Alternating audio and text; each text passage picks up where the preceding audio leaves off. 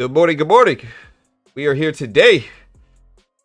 A lot of stuff just happened. The president actually just tweeted here. If we look at the price of oil, the oil just, CL oil futures just dipped a little bit over the last 5 minutes after the president tweeted. He said, quote, all of those countries that can't get jet fuel because of the Strait of Hormuz, like the United Kingdom, which refused to get involved in Iran, I have a suggestion for you. Number one, buy from the U.S. We have plenty. And number two, build up some delayed courage and go to the Strait and just take it. You'll have to start learning how to fight for yourself.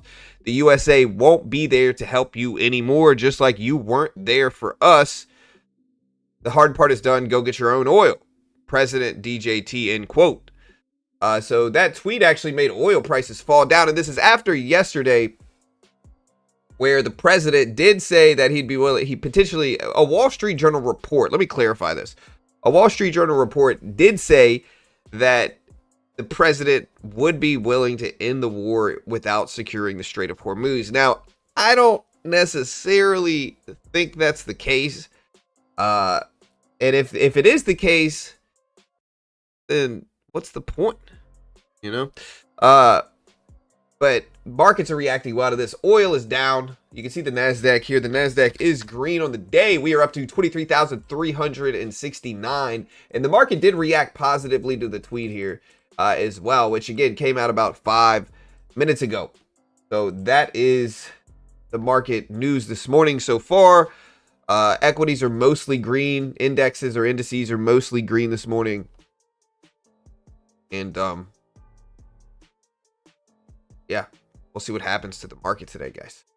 It'll be an interesting day, really. Hey, love from New York City. What's up, brother? What's up, Sarge, Pew, Matthew, Farmer, R, Punch, Jose, Drake, Mean, Jonathan, Disciplined, Sharp, George, Araf, Fender, Yee, VA, J, Boo, Pawn, BT, Glass, Steph, Ava, Keegan, Abu, Sam, Significant, Sergio, Steve, what's up, guys? Good morning. Bam Bam Gamer, MK. Good morning, guys. And good morning from me too. Yeah, Bert's here as well. Bitcoin sitting at 67,000 almost exactly right now. Does the NASDAQ hold these gains? Does the NASDAQ hold the gains it put in? We have jobs data today. Treasury yields, with everything going on, have been falling down some here. They were almost at 4.5% for 10-year treasuries. They are now at 4.3%. So here's a 5-day chart. We have had yields falling down here. Jerome Powell did speak yesterday. He didn't say too much, but he said some things. And now the market is up this morning. Again, yields are down. We're at 4.317% right now. 4.317%.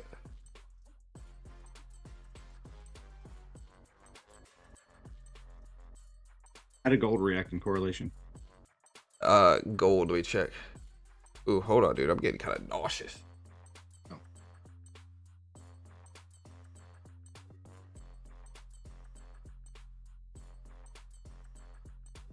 Oh. Okay, the president's still tweeting here. All right, the president's still tweeting. Dude, I ate some brisket yesterday from Rudy's. Oh, okay, the president just tweeted. He said, quote, the country of France wouldn't let planes headed to Israel loaded up with supplies fly over French territory. France has been very unhelpful with respect to the butcher of Iran, quote unquote, who has been successfully eliminated. The USA will remember President DJT, end quote. So the president is still tweeting here this morning.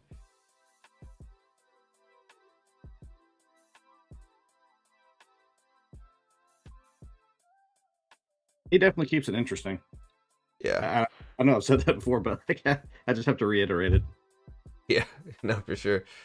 I think he may have to backpedal on that straight stuff, though, to be honest with you. Like you said, what was the point? I think it could be a potential black eye, like leaving without getting what we went there for, or what he went there for, I guess. So you said he's going to taco?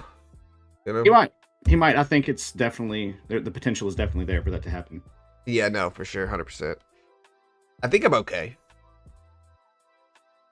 Ugh. We wars. I say that brisket must have been heavy to hit you today from yesterday. Well, I ate it right before I fell asleep. Oh, yeah, that might do it. Yeah. I'm really bad at that, dude. Most of the time, it's like we're busy, bro. Jackson, baseball, Maddie's in softball. And so they're games every day. And we got back late. Yeah, you gotta eat I gotta eat when I get home. You know? Yeah, mostly for me, like I like to snack before I go to bed. It's a habit I really need to break for one of the same reasons. Yeah, for sure, 100%. Yeah, 100%. And I'm seeing right now, Hegseth is speaking. Hold on, let me see. So yeah, there's a Pentagon briefing with Hegseth for 8 a.m. Eastern time. That's in 37 minutes from now. So we'll see what that looks like. Here's the NASDAQ. NASDAQ again at 23,340s here. 23,340s. We have the JOLTS job opening report. So it's the job opening and labor turnover survey. So we will see what that looks like. It's really hirings. It's not like people hear job openings and they think like firings. It's not firings. It's just open jobs. Rudy's is great. It might not be Rudy's. Yeah, but so vacant, not vacated job positions. Yeah. Right. Okay. Yeah, Carol made the coffee really strong as well. Might be the coffee. Way too strong. Well, especially if your stomach is empty. I mean, like, even if you did eat right before you went to bed, that's not in your stomach anymore. Yeah, for sure. But yeah, the NASDAQ is green. On the day, look at the NASDAQ. NASDAQ up to 23,353. We'll see if it holds, man. Honestly, we're in the wake of a correction here. The NASDAQ is still in a correction. Even with where it's at now, relative to highs, the NASDAQ is down. Obviously, at least 10% still, I believe here. Let me see. So previous highs were 26,399 on the NASDAQ. We are now at, what, 23,350? So the NASDAQ is still down 11.5% from the highs it put in October. If we look at the S&P 500, the S&P 500 highs were 70.43 in S&P 500 futures here. And the S&P 500 is down to 64.54. So the S&P 500 is down 8.36%. If we go from the lows, though, the S&P 500 is still getting very close to a correction here.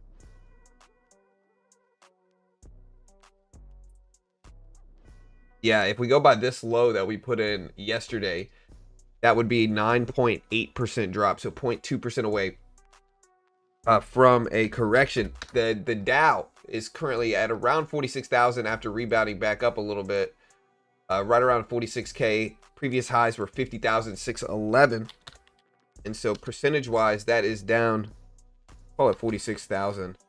But it might be lower if we go by underneath that. Yeah, so the Dow is getting close to a correction as well here if we go by futures. But the Dow hit lows of about 45,000 a few days ago. If we go by that number, the Dow did hit a correction. So, again, if we judge it based off of yesterday's lows, the Dow, the S&P, and the NASDAQ are pretty close to a correction. Will this correction continue today, guys? Is another big story. Will this continue? I think a lot of it depends on the headlines. The headlines have kind of taken center stage here. We do have JOLTS today, of course, but the headlines have kind of taken center stage. We did have another like ship get hit as well. But like the Wall Street Journal story regarding Trump saying that they could end the war without necessarily securing the Strait of Hormuz is taking center stage. But we did get news that another ship was hit. If we could find more information about it.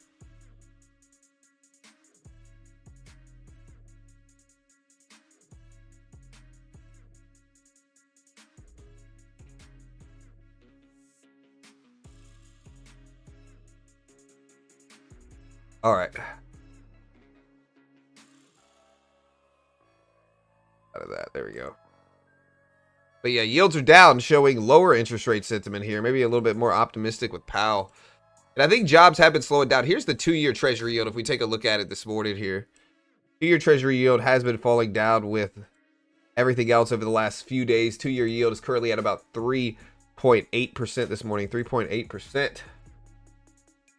Okay, yeah, and I found more information on it. There were overnight attacks. Iran hit a fully laden Kuwaiti tanker at the Dubai port. It's the most significant vessel attack of the entire conflict. We also had overnight Gulf attacks as well. Powell yesterday said no rate hike, look through oil shock, correction is not systemic, and 2-year yield dropped 10 basis points. Tech is on pace for its 5th straight losing month, the worst streak since 2002. Micron is down 30% in 8 days. Nvidia is in a bear market as well here. So we also had news that some of the Gulf allies want the war to continue. They don't think Iran is weak enough yet. And more. You can see oil prices, again, still pretty freaking high up here. Here is WTI crude. It is falling down some, though, after this president tweeted here. So it is falling down some. I don't know why these last tweets might necessarily make oil drop, but they are. Right now, oil is coming down. It's at 103.30s today, chat. 103.30s. There will be no action until Friday. The market's closed Friday, dude. So there will actually be no action on Friday, you know. Yeah, so it could be the president just saying this. He said the hard part is done regarding the war. France has been very unhelpful. Yeah.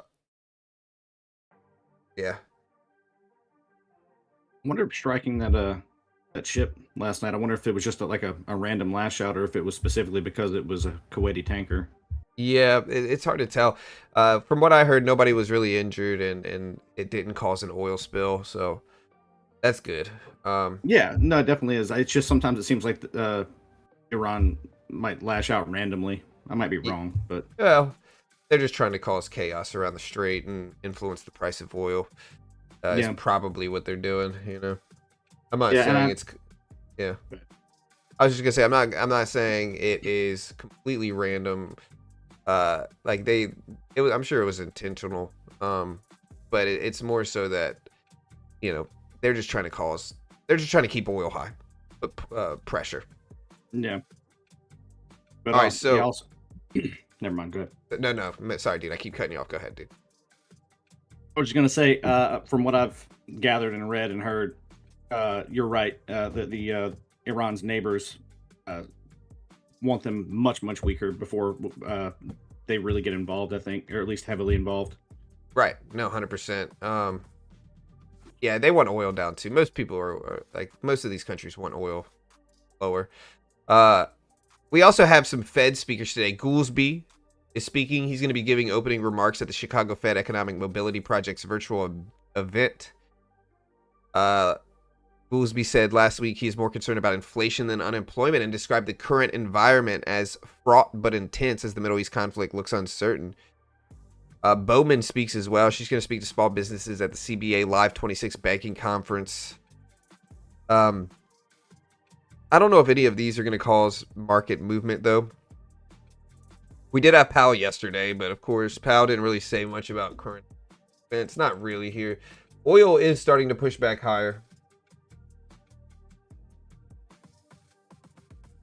I don't understand the taco discourse. Well, I mean, you could look at the taco discourse in two different ways right now, I think. You could look at it, number one, which is just Trump saying that he would end the war without securing the Strait of Hormuz is a taco situation, meaning taco abbreviation stands for Trump always chickens out. And a lot of people are going to say if Trump ends the war without securing the Strait, that's him chickening out. That's number one, right? Number two, you could look at it in regards to, will he chicken out on that comment in general? Like, will he backpedal on the comment he made about ending the war without securing the Strait? I think that's the most probable one. I think he's just saying things to try to calm oil, is what it seems like to me. As he, I'm not agreeing or disagreeing with it. I think this is kind of playbook, try to calm oil. I think this is what the other side is doing as well on the opposite. I think they're trying to say things that are going to, like, regardless of what's true or not, they're saying things that are going to raise the price of oil. And so, that's kind of what I see it as, to be honest. I see it as Trump's probably just saying things to try to calm things down, considering we're in the midst of a correction on the NASDAQ. Oil super high. Brent crude elevated. WTI crude is 100. It's at 104s right now. Brent crude, as of this morning, is at $107, $108 a barrel. WTI crude is high as well. I just think Brent crude, I'm sorry, at 114 a barrel. 150. So Brent crude elevated, obviously. I think they're just trying to.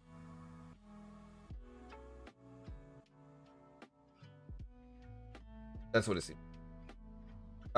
Yeah, so Citibank has said that Brent oil prices could hit $150 to $200.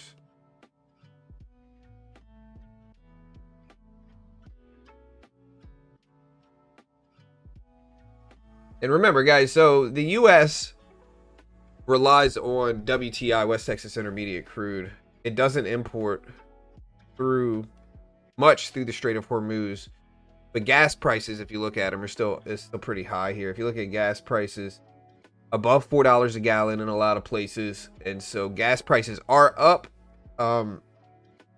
Even though the U.S. produces enough crude to cover most of its own needs, WTI and Brent are global benchmarks, though. So when 20% of the world's oil supply is threatened through Hormuz, all oil prices rise, including WTI.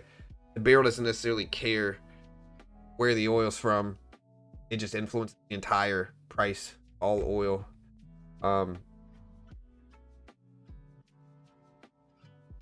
gas incoming. We were talking about this earlier. I think I think I read somewhere that we get something like 2% of our oil and gas through the Strait of Hormuz, right? No, it's not much. And I mean, I know all the stuff is linked, but I feel like we could be at least slightly insulated from it. Yeah.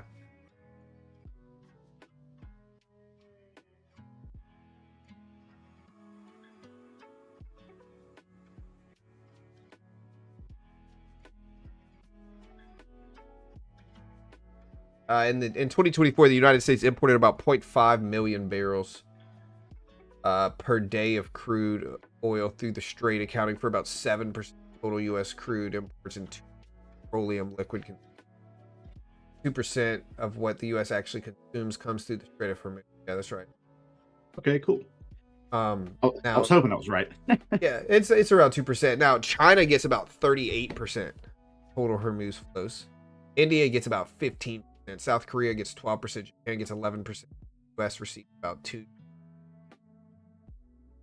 So 84% of crude oil that moves through Hormuz goes to Asian markets.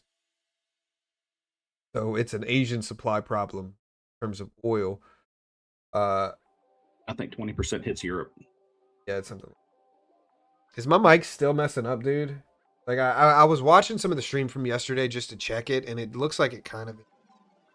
Wonder what's different for me than it is for everyone in the chat, because I can hear you fine. Well, I listened to it yesterday and it cut out. Like it'll just cut out. Like usually at the very end of my sentence, it'll just kind of like dip out. I don't know why.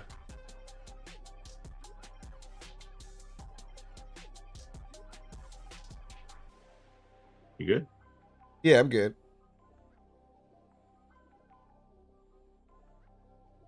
Test 1 2 1 2. Let me know if you can hear me, guys. It should be good. Let me move it a little bit farther away, but we should be pretty good. Yeah, look at Nvidia, guys. Nvidia is well under 170s, and Nvidia was at 200 plus right around October of last year as well. So you can kind of see a lot of this movement is based around tech and Nvidia here.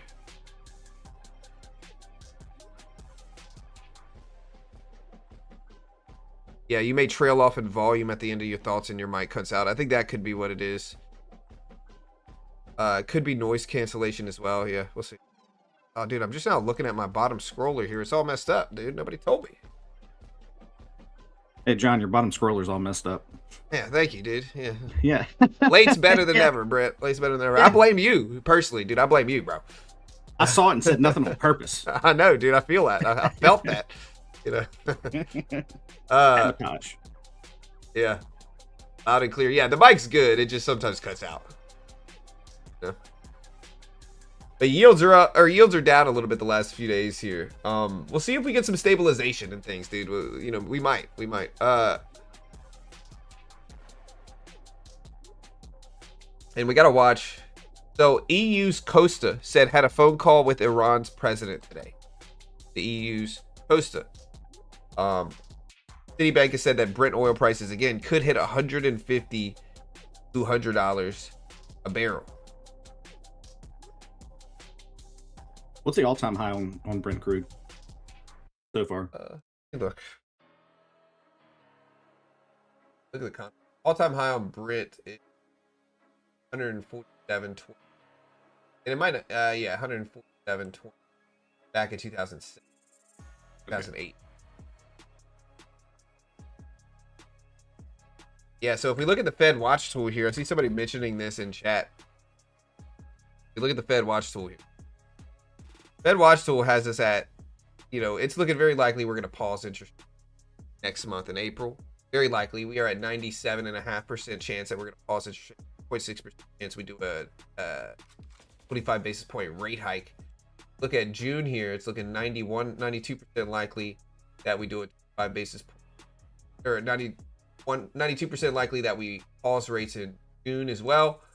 July, it's still looking like an 86% pause rates and 11% all 25 basis cut. September, 86%, 10% cut. October, 81% chance of a pause, 14% cut, and 4.1% of a hike. December, 75% chance. So it's looking like we're going to pause all year with bad, but it's looking. Yeah, dude. Honestly, man, it's just one thing after another, bro. I swear. Hold on, let me try to fix it. I don't know what happened. The Ingenuity. Let me pull up their stupid software. Yeah, I was going to ask if you updated that. Yeah, I'm giving them a negative review right now. No, I'm just joking.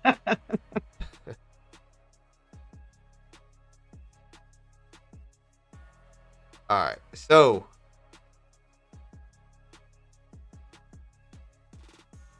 yeah, we're in the right section here. Let me put this down, and I'll put it underneath me. See if that helps, and we'll just keep it like right here.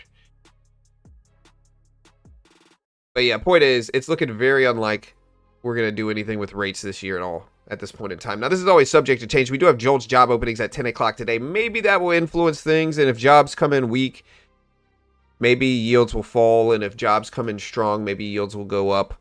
But that's where we're at right now. I think it happens when I look up to my second monitor up here. So I think it happens actually when I look up like this. But look at oil. Oil down to 103.50s here. Yeah. It's when you look away because of noise suppression. I could probably change the noise suppression too here. Let me see if I can fix it.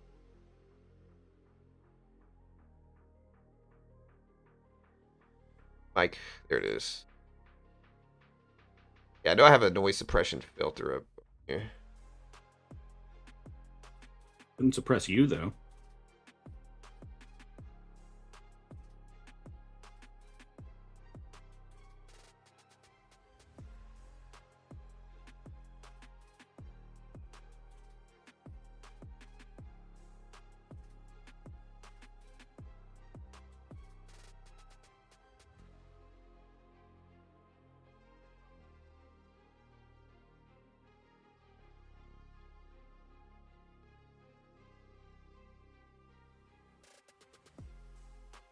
All right. I'm going to see if I can fix it here. 1975 Lab said, don't dial down too much while I hear your farts. What? Yeah. Yeah, I'm not muted. I just wasn't talking. Not muted. I just wasn't talking. All right, guys. And our Foster says gold is up. Did you check that or no? Yeah, gold is up today. Gold is kind of moving up with everything else. Market moves up, gold moves up. I think gold's kind of following the market recently. So yeah, market, gold, all moving up kind of together. We've seen this a lot. As bond yield drops, basically. Yeah, yields go down. Markets in turn go up. Gold goes up. You know. Yields pay Yeah. less. More people want to buy gold. Less forced liquidations happen when markets are moving up. A lot of reasons gold goes up with markets. What it is. So that's what I think it is. The noise gate is closing too aggressively. It's mistaking your quieter speech for background noise. Wonder how you adjust that if that is the case. Yeah, I can fix it. I can fix it. Also, if you had your druthers, would you rather have bonds or gold? Long term. Gold. Easily gold. Bonds are good, Yeah. But gold, probably. Me too. I'm kind of like a crow. I like shiny stuff. Yeah. Okay, so here. Let me see if this fixes it. I'm going to change the...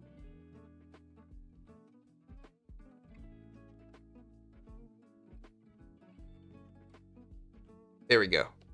Okay, that should hopefully fix the cutoff problem in my microphone. That should hopefully fix the cutoff problem in my microphone. We'll see. Let me know. What is April? Tomorrow. Tomorrow is also April Fools, guys. Fools. April Fools is tomorrow. Guys, be ready. Yeah. Oh, yeah. Also, Apex currently has a 90% off sale going on right now. 90%. 90. It's the greatest sale of the century. If you want to check it out, you can use my coupon code. Help support your boy here in this channel. We appreciate it. But yeah, Apex 90% off sale going on right now. Great way to help support your friend here. Yeah. I'll Is it put like the link up 90% in off chat. everything? Like, is it a tiered system? Yes, 90% off everything they got. Okay. Yeah. So if you want to check it out, here is the link. There's the link right there. They are a sponsor of mine. I'm biased. I get paid by them, but genuinely useful. Use coupon code BGT. Or I think you can use BT. Or I think you can use BG. Apex lets me have as many promo codes as I want over there. Shout out to Apex. But BGT is probably the best one. Here it is. I'll pin it to the top of the chat. Also, let's do a poll here today. I realized I do not have a poll going on right now. What's a good poll for the day here, guys?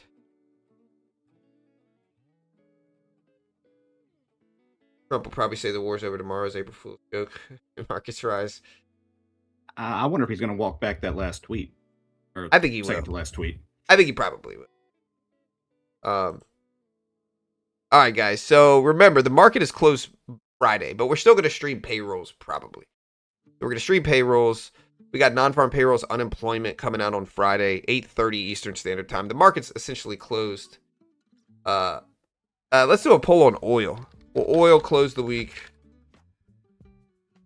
over 105 for WTI crude?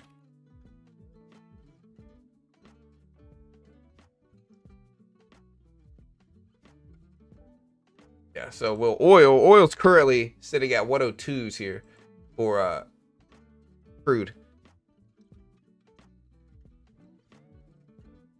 Will WTI crude oil close the week over 105? Yes or no? Vote on the poll. Let me know what you guys think. Yeah, Nike has earnings today as well, guys. So Nike does have earnings today. We'll see what Nike does in regards to earnings. I am in Nike right now as well. So I am in Nike right now. Yeah, we are in Nike. Green or red in Nike. Earnings for Nike are this evening. So it is this evening for Nike. They drop at 4:15 p.m. Eastern Standard Time. It's expected at 29 cents a share EPS on revenue of $11.29 billion. Beat or miss for Nike? Let me know in chat right now. Couldn't make 11.5. Nope, it's 11.29 billion. It might show up at 11.5. The game that the companies play with earnings is like they want to, they want to beat EPS and revenue. And so, analysts will put out these expectations, but a lot of the time companies, there's a game that they play where they want to come in higher than expected, And so they might show up at 11.5 billion for Nike, but they're expected 11.9. But these numbers vary. It just depends on the analyst. So it really just depends on the analyst is and all that stuff. I get you. I was really just throwing a little bit of shade, like when you get a B and someone says you couldn't have gotten an A. Yeah. No, 100%. All right, WTI crude. 57% of the votes think yes, crude closes over 105. 43% say no, it doesn't close over 105 today. Oh, What's your opinion? Or not today. This week. I think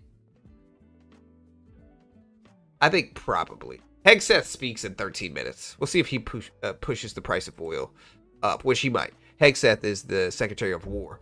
And so there's a chance he pushes oil up when he speaks alone. I see people mentioning $250 oil. I don't think that's happening.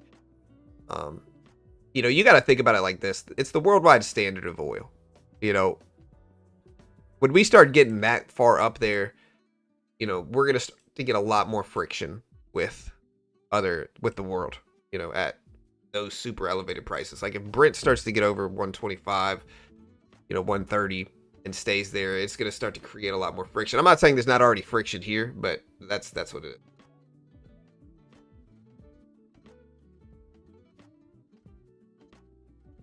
Yeah, I mean, it may keep going up. I don't know, but I mean, at a certain point, I think the market just won't bear certain prices, and we'll do whatever we can to bring prices back down. Sure. Yeah. No, that's right. And yeah, look at MU, guys. MU has fallen all the way down from 477.60s all the way down to 320s. So MU down from 477.60s, 320s here on MU. Still struggling. Still not holding here.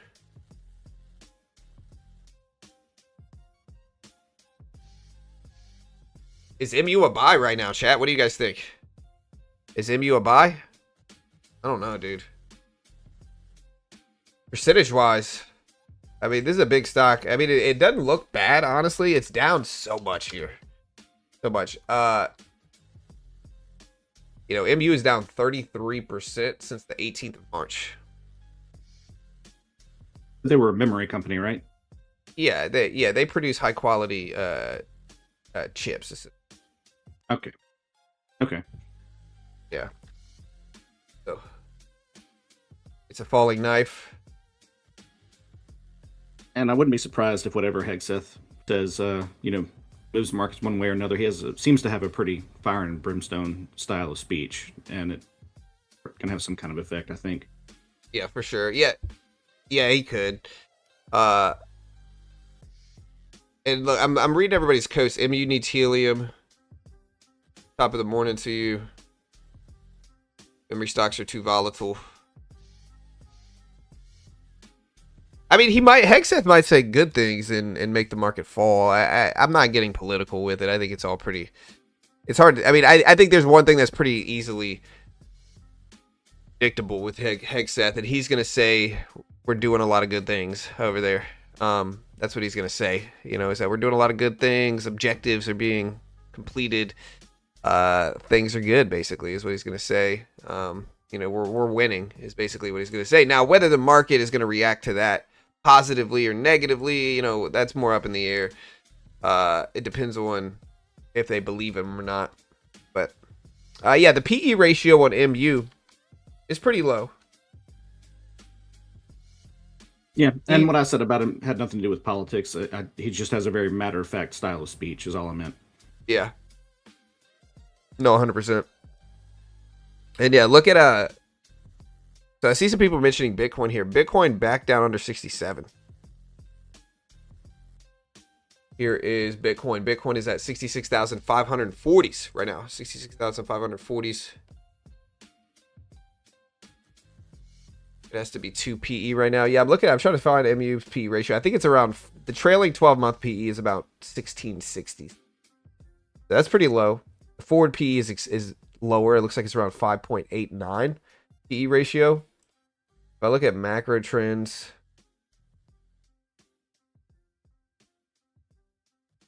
PE ratio I'm showing is around 15 as of now. Around 15. Yeah, around 15. So MU very cheap. Bitcoin still struggling to hold over 70,000 here.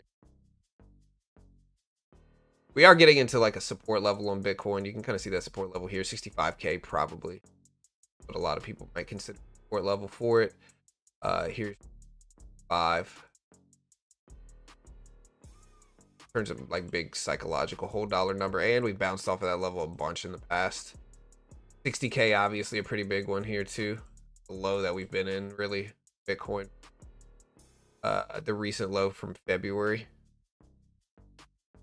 So we'll see what Bitcoin does here, but a scary market right now, man. It really is. NASDAQ again at 23,345. All right, so Hegseth is just about to start speaking here, I think.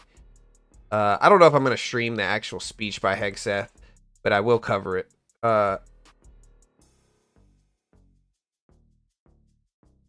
Yeah, I'm looking at other breaking news too. I don't really see anything going too live right here with recent news. What's your thoughts on Peloton? I don't like Peloton.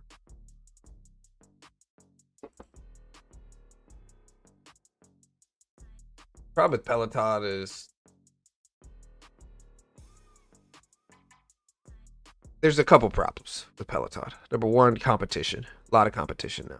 You know, Peloton, you know, very few people want to buy the name brand Peloton versus the other options that are available right now. Number two is that Peloton, yeah, I don't know if their margins are really good. I'll have to go look at it. I haven't really looked at it lately. All right, guys.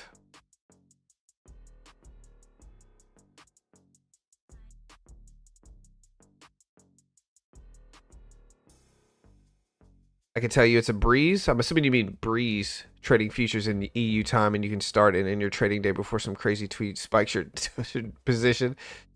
Yeah. I can feel you on that. I understand. A blessing. Yeah. Yeah, again, not an investment professional. I'm not sure what Peloton's going to do. I just don't like the stock. You know how like Roaring Kitty was like, I just like the stock. Peloton, I just don't like the stock. Mara sold 1 billion in Bitcoin. Yeah, Mara, Riot, others. Bitcoin's at some lows here, man. The trend kind of follows Bitcoin here. So some other influencers. Or go ahead, dude. No, it's okay. I was just gonna say I saw somebody say some influencer pushing space, bro. I'm not saying I'm a space hater, like an SPCE hater. What I'm saying is that this company, you got to think about, like, people have to be logical with some of this stuff. You know, like this thing is split so much. I've been watching SPCE for years. For years, I've been watching this company. And I never liked it. I told people I didn't like it. The reason I told people I didn't like it was simple. It's because the space industry is incredibly expensive. The business idea doesn't even seem super sustainable. And it seems like a bunch of billionaires are just throwing money at things. You know, like that's what it seems like to me.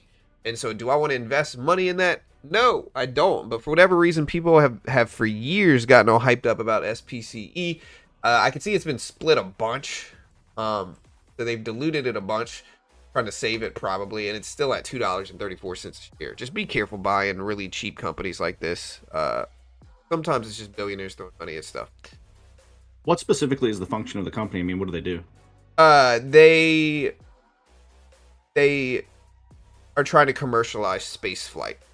Oh, yeah, I think it's too early for that. Well, I mean, somebody's got to be the first or the first few into it, but yeah, it's not mainstream enough to be affordable yet. And right. That's why the company's suffering, I guess. Yeah, and it's from the Virgin Galactic guy. Oh, okay. You know, so it's the Virgin Mobile guy. I mean, same guy from Richard, whatever his name was. What's his name? Cat, help me out. Remember. Richard Branson, founder. Yeah, there you go. I trade 1 to 5 p.m. Therefore, avoiding most madness. Based in Italy. I'm gonna go to Italy. Seems awesome. Yeah, it looks cool.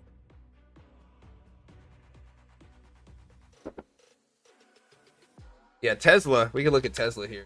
Tesla at 358 right now. 358. Yeah, we have Jolt's job openings today. Yeah,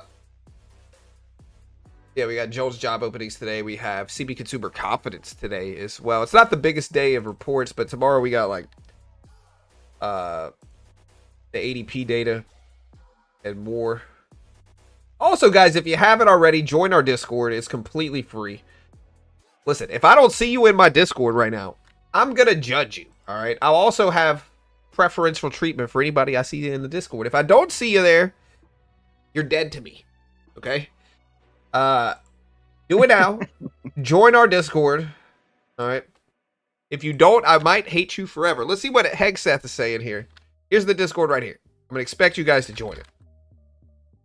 You don't want John's disapproval. It's scathing. Right, for sure. DED dead. Right. I better see you guys in there. Look, there's the Discord link right there. It's in chat right here. Look, guys. There it is. Do it. Join it. Peer pressure.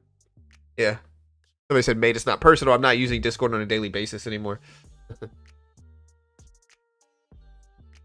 I don't hate you, bro. Ever since you sent me that video, Blaze, how good you were at Halo, I've just kind of been ignoring you because I don't want to play at Halo and lose.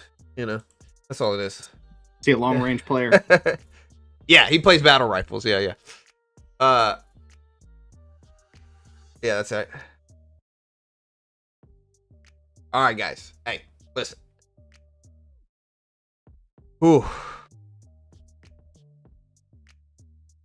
Hegseth, I believe, is getting ready to speak. He hasn't started speaking yet, but Hegseth is scheduled to speak today.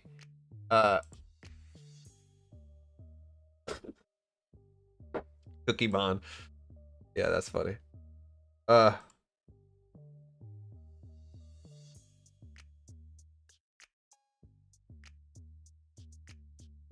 Crimson Chin. I will join. Thank you. I'm expecting you guys to join. Yeah, nobody hates Blaze. All right, guys, listen. Let's go back to futures here. We looked at stocks. Does the Nasdaq go green or stay green on the day or turn red? What do you guys think? Green or red? Let me know in chat right now. Green or red? What do you guys think? Can you hear the music? Does the Nasdaq go green or red today? Let me know. We are pretty green. Nasdaq at 23,400s. Still in the midst of a correction here. But I have no reason for this guess, but I think green. Green? I mean, we're up today. It depends on what Hegseth says. I think Hegseth might influence, to be honest. So I think he will too. Yeah, it depends on what he says. You know, he's going to have a lot of comments about the war. And so if he says optimistic things, now you got to take everything with a grain of salt. It is, you know, his playbook is going to be to pump things up a little bit and say how great things are going. Present everything in the best light possible. Right, exactly. So that's pretty standard, I think. And yeah, we'll see what it looks like. Maybe he says good things and the market keeps ripping up. We will be trading today. We will see what we get in that context as well. But we will be trading today, guys. Green at first, red, green, red, green, red. Yeah, we do have the JP Morgan hedge expiring today as well. I've seen a couple people mentioning that. Actually, real quick, Iran warns that warns United Arab Emirates that the Fuhara port and key Hormuz oil pipeline could be targeted if attacks continue. But yeah, going back to this. The JP Morgan collar refers to as JP Morgan's hedged equity fund, which is JHEXQ, which hedges a long equity portfolio using large option collar trades. Each quarter they roll to new positions, and so it can impact the market. There is 34,800 contracts per strike expiring March 31st. So 64.75 put. If the market falls towards 64.75, market makers become futures buyers to cover their gamma, which could help support the price. S&P closed at 63.43 right now. So if we look at this here, we're at 64.75 as the protection floor. Short call at 71.5, caps upside. Short put at 54.70. But yeah, so we are right around this number now, 64.75, right here on the S&P 500. So, Hegseth, I'm not gonna be streaming Hegseth, no. Be frank, I mean,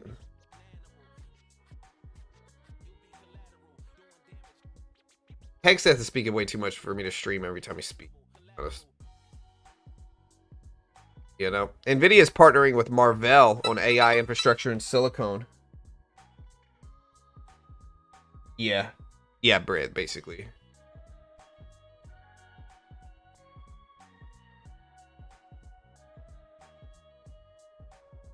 Yeah. Sorry. It's not on futures. It's on the S&P 500, which isn't open.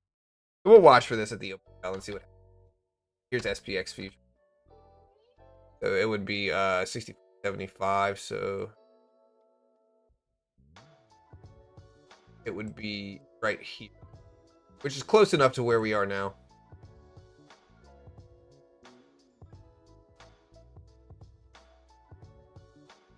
This level here, where it is, but the S&P 500 is not open, so I'm just kind of looking at it on the ES. The ES will give you kind of a guide on where the S&P 500 should open up or close to it, so that's what this is. And we also have Joel's job opening report at 10 o'clock.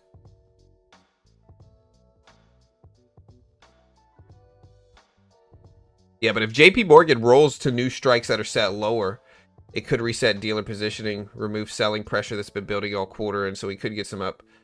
You know, we could get some good stuff here, to be honest.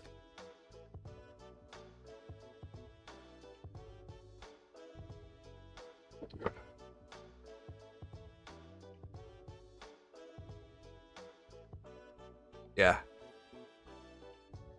I still don't understand how the tweet was bullish. Well, because he said he could end the war. With a less restrictive end to the war is essentially what it means. That's why people are interpreting the tweet as bullish. Why oil fell. You know, and more. So Buffett just said that. So Nvidia Corp just announced that they are investing $2 billion in Marvell. $2 billion in Marvell. This is MRVL. Marvell is up to 96.90s right now. 96.90s for Marvell. Warren Buffett says he's still involved in making investments at Berkshire Hathaway, but won't make any that CEO Greg Abel thinks are wrong. And this is after Buffett says Berkshire bought $17 billion worth of treasuries this week. Oracle also unveiled AI data platform for U.S. federal government. Michael Saylor still pushing stretch on social media.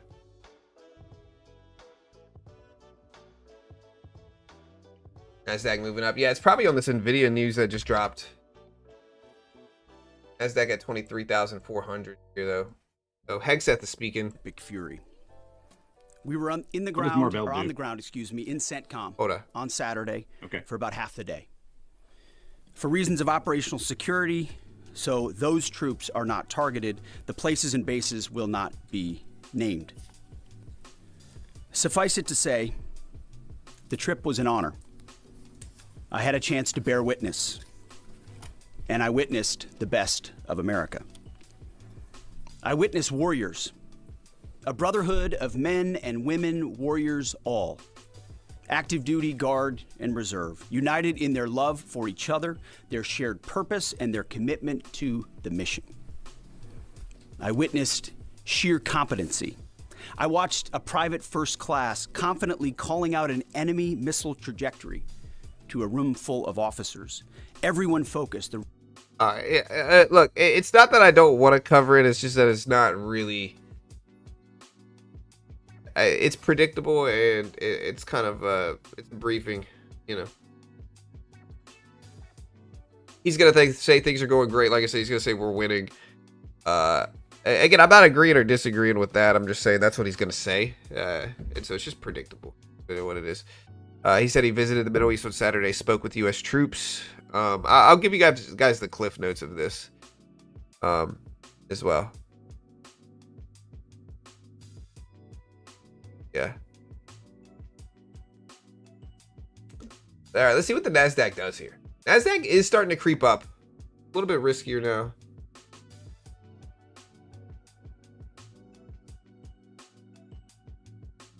Yeah, it looks like their stream just went out, actually. Okay, it's back. Interesting.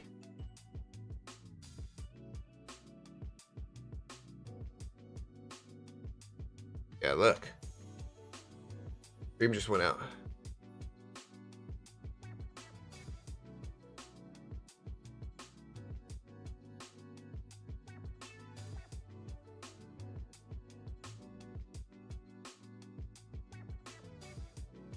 We check to see what happened here.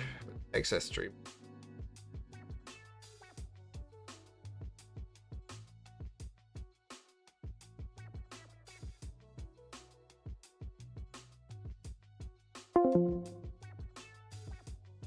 What's that noise?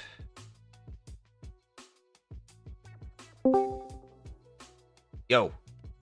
Hey. Oh, there you go. That's you hanging up. Okay. All right. Oracle also laid off some employees on Tuesday. The cuts appear to have affected employees globally, but the full extent of the layoffs could not be immediately learned. Okay, so it looks like this is just one of the other streams. Your mic is really messed up. I can't hear. I mean, I hear that you're talking, but I can't make out anything you're saying. Can you guys hear me? Guys, is my mic working better now that I fixed it? Okay. Yeah, Hexeth is still speaking here, guys. He's still speaking. I don't know how much it's going to move things. I really don't. NASDAQ has been pushing higher here. Here's the NASDAQ. Here's the S&P 500 futures contract here. We do have the ES futures contract. It's up to 64.59s right now. 64.59s. And remember, we do have the JOLTS job opening reports today. We do have the JOLTS job opening reports today. Remember, guys, you can use my coupon code BGT on all major prop firms, Tradeify, Apex. Apex has 90% off sale going on right now. Check the link pinned at the top of the chat. Or it's the bottom of the chat. Now, did they switch it up? Do you guys see it on the bottom now of the chat? Or do you guys see it on the top? It used to be on the bottom. Look at this pop. This could be from what something Hegseth is saying. This fight is long overdue. We need to address it for our kids. We cannot pass the buck.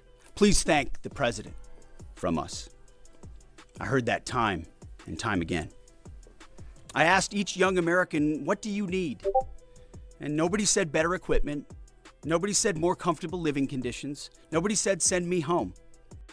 All right. NASDAQ is pushing up a little bit on this, though.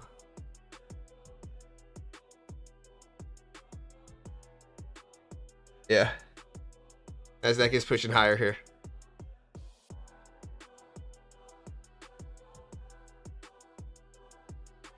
Yeah, I'm trying to see if what he's saying is moving markets, but NASDAQ is up. Is it time to buy the dip, or should we pull back here? We did a poll earlier. Will WTI crude close over 105 this week? 62% said yes, they would. Yeah, this is after the president urged countries facing jet fuel shortages from the Strait closure to buy from the United States. He said, we have plenty earlier today. He did tweet a couple different times.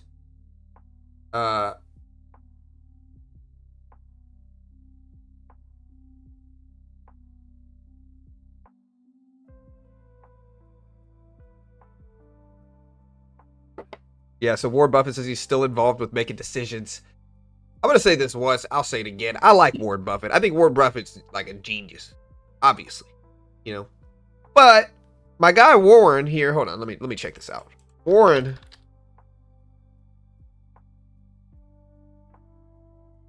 my boy's 95 years old. 95, dude. Nobody over there at freaking Burke is going to be letting 95-year-old Warren Buffett make decisions here. They're just not. You know, my grandmother passed recently. She was 96. And she was, you know, she was cognizant. She knew what was going on. But are we going to let her make multi-billion-dollar decisions around a company? You know? Like, nobody's letting more. I think you're right. You know, but, yeah. You know, it depends on how in control you are of your mental faculties. I mean, I think there are some 95-year-olds that honestly might do great, but most of them, no. Hold on, wait. NASDAQ is coming down here. Enemy missiles and drones fired by Iran. They will go underground, but we will find them.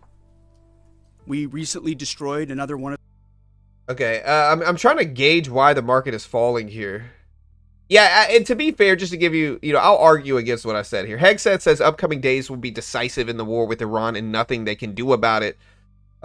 Trump said the U.S. is not pulling assets in the Strait of Hormuz yet via CBC, or CBS. CBS source says Trump said the U.S. is not pulling assets in the Strait of Hormuz yet. Hegseth also stated that the U.S. is increasing its options while Iran has fewer alternatives. And I don't really see anything. Yeah, the last tweet we got from the president was about an hour ago. The NASDAQ is not liking Hegseth's comments here, though. Look at the NASDAQ, or the S&P 500 falling all the way back down to 64.45 as we speak right now, 64.45. And this is breaking news right here that, again, the president says we are not pulling assets in the Strait of Hormuz yet. Sorry,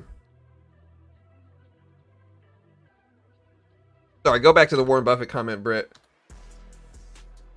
Well, I don't even remember what I said, honestly. Yeah. To be fair, he did have billionaire money for a long time, so he's probably, he's probably got... Also, Go ahead. I was just going to say he's got the good, his mental health might have been better, basically. Yeah. I was just going to say, I just like him as a person. Like, he seems like a very down-to-earth guy. I mean, doesn't he still live in the same house that he bought like 50 years ago or something like that? Yeah. I appreciate that, Yeah. Yeah, no, for sure. He says he still eats at McDonald's. I don't know if I believe that, but, maybe he does. All right, guys, NASDAQ has fallen down to the 200 exponential here. The big news that we just got here, guys,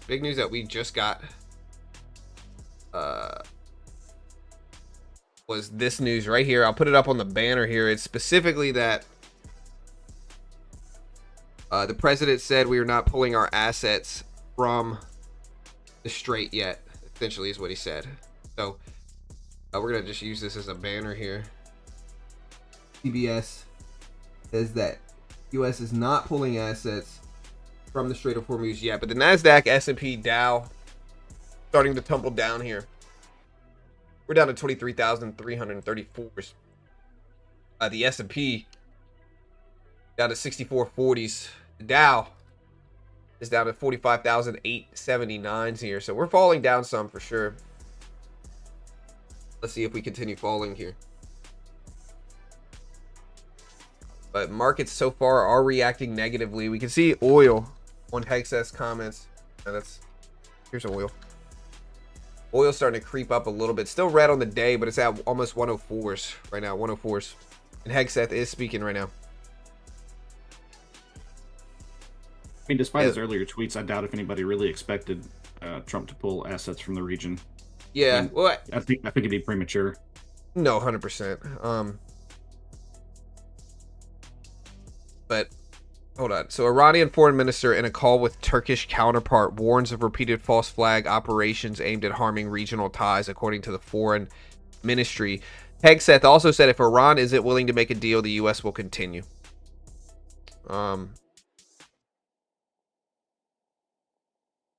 Again, Hegseth earlier said, troops told me to finish the mission. The upcoming days will be decisive in the war with Iran. If Iran is wise, they will cut a deal. And that Trump is willing to make a deal. The new Iranian regime should be wiser than the last. And again, he said the upcoming days will be decisive. So, about what I expected. What about you? Yeah, that's about right. And again, markets saw a short-lived uptick as Warren Buffett said that if there is a big market decline, Berkshire Hathaway will deploy cash. Moves have paired as oil ticked higher. Sounds like things are escalating. Yeah, that's why I did the poll on oil here to see what would happen, what most people thought would happen here regarding oil. And again, guys, so we have the JOLTS job opening report at 10 o'clock today. So we do have JOLTS job opening at 10 o'clock today. Yesterday we had Jerome Powell. We have the house price index, the Case-Shiller data coming out at 9 o'clock. Chicago PMI 9:45, CB consumer confidence at 10, JOLTS at 10 as well. Tomorrow we have ADP data, the monthly report, and retail sales from February coming out. ISM manufacturing data and more. ISM data is probably one of the big stories for tomorrow as well. The ISM Purchasing Managers Index PMI data has been relevant, and again, the ISM data will be for March. So the ISM data tomorrow will be for March. Still kind of covering some of this story here about Hegseth. General Kane also stepped on the mic just now. He says that we're destroying the ballistic missile capabilities there. Hegseth states that without a deal from Iran, the war will escalate further. That they should make a deal, and the new regime must be smarter than the previous one, while the president's open to negotiations. And again, this comes after essentially that.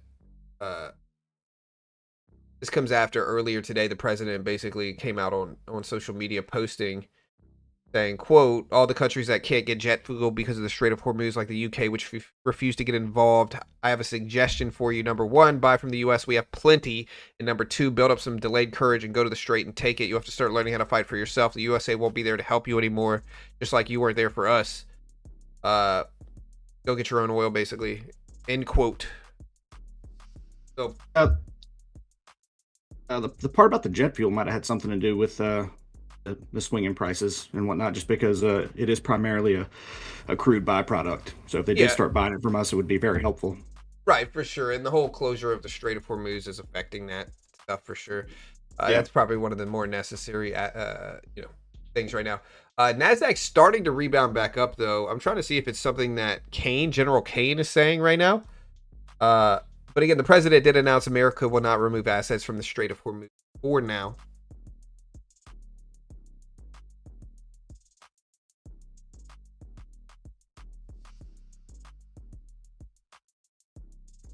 I mean, seriously, when have they not said the next few days will be decisive? Honestly, really true. Every day. And I think markets are starting to, and again, I'm not picking sides. People might hear me report this and think that I'm really like one-sided. Honestly, I'm pretty freaking neutral on all this stuff. Like, do I disagree with some of it? Sure. Do I agree with some of it? Sure. I'm pretty neutral. I'm pretty middle ground on all this stuff. I really am. Nasdaq starting to retrace some of these dips it made, though. I should have bought that 200 exponential pullback here. Well, you're a pretty objective guy, and I think that's how you have to approach life, Yeah, I try to be objective and open-minded. I really do. Like, I don't really, like, I see both sides. People that are so, like, one-sided with all of it. Yeah, like, they're so polarized with one specific side. I don't agree with that. I think the truth is usually somewhere in the middle. It really is. Most people are moderates, I think. And I think both sides of the political spectrum do a good job of like really pulling you into their side and like getting you riled up and all this different stuff. And so. Yeah, I agree. I think if you don't, rigorously test your, not just your beliefs, but any beliefs or any statements, then you're not doing yourself justice. Right. No, 100%. Gold trading the opposite way. Yeah, let's see how gold is moving. So the Nasdaq has started to rebound back up. Gold is sitting over 4,600s. Nasdaq's trying to sit higher here. Gold's green on the last few days. It's been doing a little bit better.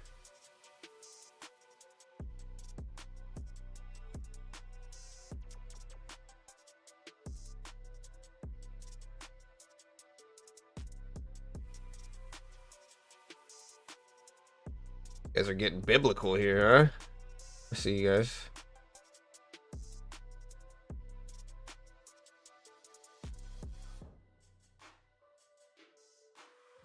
All right.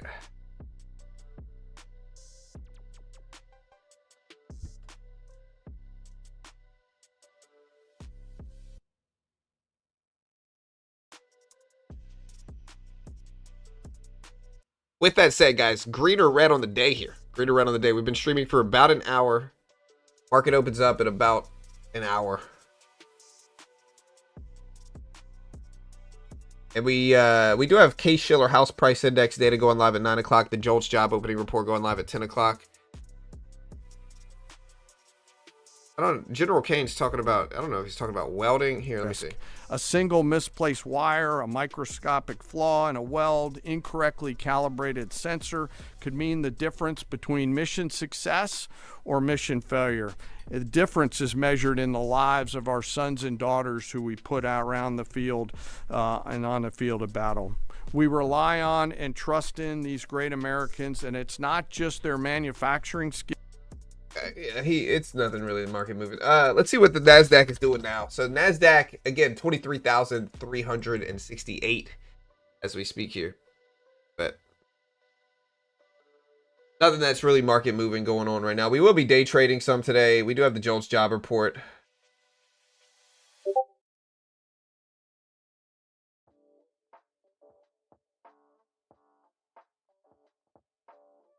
Buffett says he doesn't know the outlook for private credit, but that he wants to be prepared for anything. Yeah, it's kind of a scary time right now. Like, let's look into the private credit thing going on right now. Like, we can delve a little bit deeper into private credit and what that means and kind of what's the fallout of all that. What the fallout. What the fallout has been. So the private credit industry, right? Just to clarify. After 2007 and 2008, there were more regulations with banking. And so there was this other niche of lending that sprouted up called private credit. Bloomberg is calling it the SaaS, which is software as a service apocalypse. Credit defaults, the Iran war, and AI disruption are hurting a lot of these industries. Default rates hit 9.2% by the end of 2025. By early 26, U.S. private credit default rate climbed 5.8%, according to Fitch. So AI is killing their borrowers. Approximately 20 to 30% of many private credit portfolios are loans to software as a service companies. So to understand the connection, after 2007, there were more stringent regulations with lending, right? So these private credit lenders sprouted up, which kind of filled that gap. These include Blackstone and Blue Owl Capital, Cliffwater, there's a lot of different big banks that have separate, separate branched off versions that do private credit. But AI is killing their borrowers. 20 to 30% of many private credit portfolios are loans to SaaS companies. SaaS is an abbreviation, stands for software as a service. The software companies, basically. AI is disrupting this entire industry where you can build your own stuff now without really needing to hire as much people, without needing to use these big banks. So guys, my daughter just walked in. I just want to say, I am like the old guy in Three Ninjas, I am like Obi-Wan Kenobi. I beat Maddie at ping pong twice yesterday. Her and I had a very intense battle over one of my enchiladas from El Rey. I got 2 enchiladas in my plate. I told her if she beats me at ping pong, she can get one of them. She got none of them, Y'all, John doesn't play about his food, in case y'all were wondering. Right. It was a serious game, dude. We put on Push It to the Limit. We put on what's the other song we put on? We put on Phil Collins. Should have put on Danger Zone. I can feel it coming in the air tonight. We were getting serious out there with ping pong, man. I love you. Hi, Maddie. Hold on.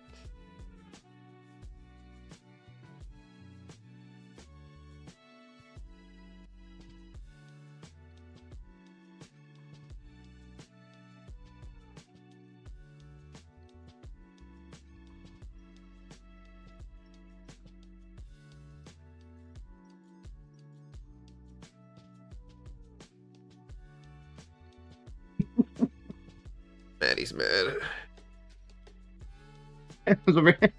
You're trying real hard not to say, go away. All right, we're here. Phil Collins. Yeah. Oh, we got into it. No, my daughter was talking to me. Anyways, going back to this here. Anyways, AI is disrupting the software industry. So AI is negatively impacting a lot of software companies. It's making things cheaper, more efficient, destroys the business model of a lot of the companies that these private lenders send money to, private credit lenders send money to. Higher for longer rate potential, less rate cuts this year. By early 26, interest coverage ratios for mid-market funds plummeted below 1x, meaning they can't generate enough cash to pay interest on the debt. The Iran war, all of it has made the private credit hurt, essentially. People are drawing comparisons to 2007, 2008 subprime mortgage crisis. And we'll see. But yeah, private credit has been a risky thing.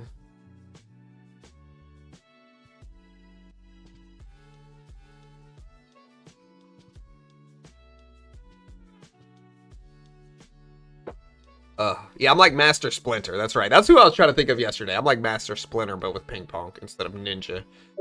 Fighting. Larry says I'll give you a 15-point head start to 21. Hegseth says many more vessels flowing through them before open for business or have options. I'm assuming he's talking about the Strait. So Hegseth is answering questions right now. This might be some of the more volatile movement that we get from Hegseth's speech. So he says Hormuz is not just our problem set going forward. The world should be prepared to step up. And countries need to be ready to step up on Hormuz, is what Hegseth says. And again, the NASDAQ has popped up a little bit higher here. We're at 23,381s on the NASDAQ. 23,381s.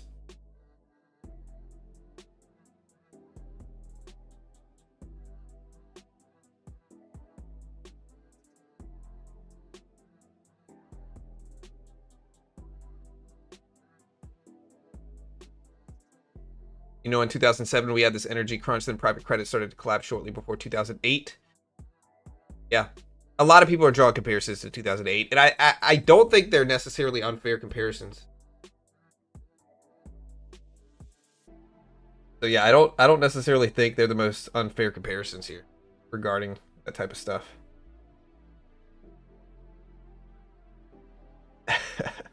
I can't play the music, Cookie, but I'll watch it. I can't play the music though. Who is that guy? Cookie posted, who is this guy right here with the glasses? Is that Harry Powell right here? Who's this dude right here, bro?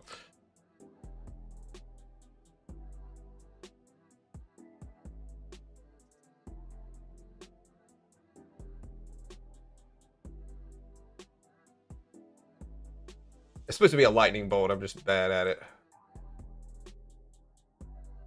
I just want to check because it happened yesterday. I know you can hear me, but I'm not muted in the stream, am I? No, they can hear you. Okay. Yeah, you're good. All right, guys. NASDAQ started to push up. We're at 23,400s here, 23,400s. And again, we did get this news earlier that at a phone call between the Iranian and Turkish foreign ministers, Foreign Minister Arachi called the reports about the launch of missiles towards Turkey completely baseless and warned against the repetition of false flag.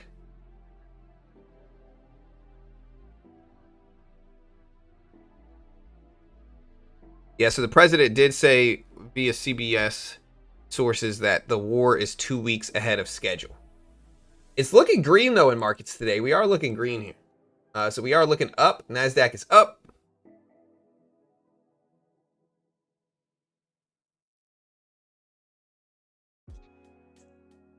Guy Powell. What are the differences between 2008 and now? Well, there's differences. Sure, 2008 was just its own thing. Mostly had to do with mortgages. This one has to do with loans to software companies. So, it's different. Now we're starting to see defaults, obviously. All right, so we did have Hegseth saying, again, aware of adversities giving info to Iran that they shouldn't, or adversaries giving info to Iran that they shouldn't. War is 2 weeks ahead of schedule, according to Trump. He said not much more has to happen to declare victory. Will be hard for anybody to remove Iran's uranium. Not much has to happen to declare victory. You said it'd be difficult to remove Iran's uranium? Yeah, that's what he said. Okay. Must be on CBS. Yeah, that's a strange quote, I think. Yeah. Everything going on. Yeah. Yeah. People were talking about Marvell. Marvell did a deal with Nvidia here. $2 billion deal. That's why Marvell is up. $2 billion deal. Marvell. Think that'll help Nvidia's stock price? Maybe. It's better for Marvell than it is for Nvidia because Nvidia is spending $2 billion, but it might, it might pay dividends in the future. We'll see. It's possible. So, all right. Remember, guys, we do have the JOLTS job opening report going live at 10 o'clock today. I think he's answering questions right now. Secretary Rubio and others have been clear. Defense missile production and missile programs, so their entire missile program, Unobtainium. defense industrial base and production ability to build, and Navy and power projection. So those have been, and then of course wrapping it all is Iran's never going to have a nuclear weapon. So those have been very clear. Polaris. Huh? What's up? Oh, just Polaris said WTF uranium, is that like unobtainium? Remember that fake metal substance from I think it was the core. Hot Tub Time Machine? No. Oh, okay. No. Yeah. What was Hot Tub Time Machine? Chernobyl or something like that. Or Yeah. Good news, guys. We won again. Yeah. Speaks, he means something, and he's pointing out, you might want to start learning how to fight for yourself. It's something some of us have been saying for quite some time.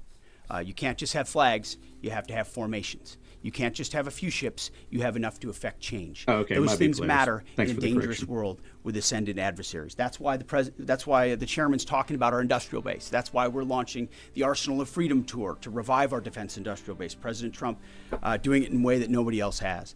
As far as President Trump and boots on the ground, I don't understand why the base, which they have already, they understand, wouldn't have faith in his ability to execute on this. Look at his track record of pursuing peace through strength, America first outcomes. And what he's simply saying, and it's exactly true, and I've said from this podium too, we're not going to foreclose any option. You can't fight and win a war if you tell your adversary what you are willing to do or what you are not willing to do, to include boots on the ground.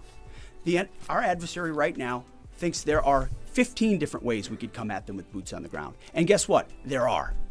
So if we needed to, we could execute those options on behalf of the President of the United States and this department. Or maybe we don't have to use them at all. Maybe negotiations work, or maybe there's a different approach. But the point is to be unpredictable in that. Certainly not let anybody know what you're willing to do or not do. But if anybody has internalized the lessons of Iraq and Afghanistan, as the first one, President Trump, to call them out for what they are, he's not going to repeat those lessons. And I think I've been very clear about that from the podium. Yes. Okay. So yeah, I heard him talking about boots on the ground, and so I did want to like that up so you guys could hear what he was saying regarding that. Again, the S&P 500, NASDAQ are reacting somewhat to this. It looks like we're up some since he started speaking, so we are getting maybe optimistic reactions. We also have U.S. Trade Representative Greer on the flow at Hormuz says the U.S. is insulated from the supply chain effect. So we have that going on right now.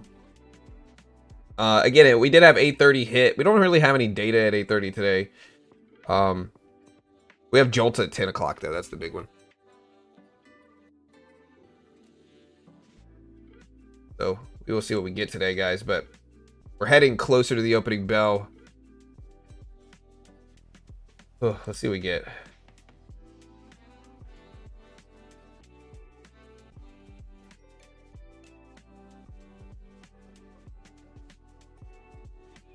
Also, guys, Apex 90% off right now. 90% off Apex sale. Do I have the Discord link or something else pinned to the top of the chat? Let's see. Yeah, 90% off Apex sale going on right now. You can use coupon code BGT. You can use BT. You could use, I think you can use BG as well here. Yeah, Apex is pinned to the bottom of the chat here. But 90% off. What's up, dude? Did you just give me some apple? Crispy fruit? Mango? I love mango, dude. Thank you so much, bro. Ooh, man, I'm gonna eat one of these. No. I love you, dude. No, I'm just joking. I don't want to. Love you, dude. Have a good day, bro. Alright. I feel like I have a personal responsibility to mess with my kids. It's fun. I now yeah, see it why is my fun. dad messed with us all those years. You gotta mess with them when they come in here. Yeah. Also, Polaris, he might have read Zap Brannigan's Big Book of War. Yeah. I keep trying to drag your screen over like I do mine. Yeah. Hey, what's up, Rory? Yeah, Hex says it's taking more comments. Emir's Sci-Fi Idol. Does the U.S. assess that he's still in Iran? Has he fled to Afghanistan? Is he on a target list? And Mr. Chairman, based on CENTCOM figures and open source, Iranian daily missile barrages and drone launches have indeed dropped dramatically since the start of the war, but they're not at zero. And they seem to have maintained some level of low but stable numbers. Perhaps they've dropped a little bit more in Mess recent with your days. kids because they can't do anything back. Like, that's really the real thing behind it. Yeah, it's all fun too. Like, you know, Oh, I know. it helps the relationship. JP Morgan CEO Diamond says that markets will be concerned until the Iran war is over via Fox News. JP Morgan CEO Jamie Dimon did say markets will be concerned until the Iran war is over. I agree with that. Greer also stated that attention is on preparing for the upcoming leaders meeting with China now. And Hegseth also stated we'll decide when Iran's goals are achieved, suggesting it could range from 4 to 8 weeks or even longer regarding the timeline there, as the aim is to complete goals regarding Iran.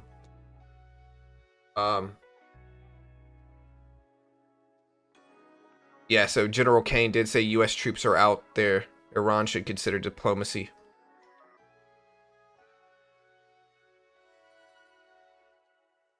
So that is where we are now. Let's get ready to start trading some here, guys. We did have a red day yesterday, and it was our first red day in a while. We did have a red day yesterday. Yeah,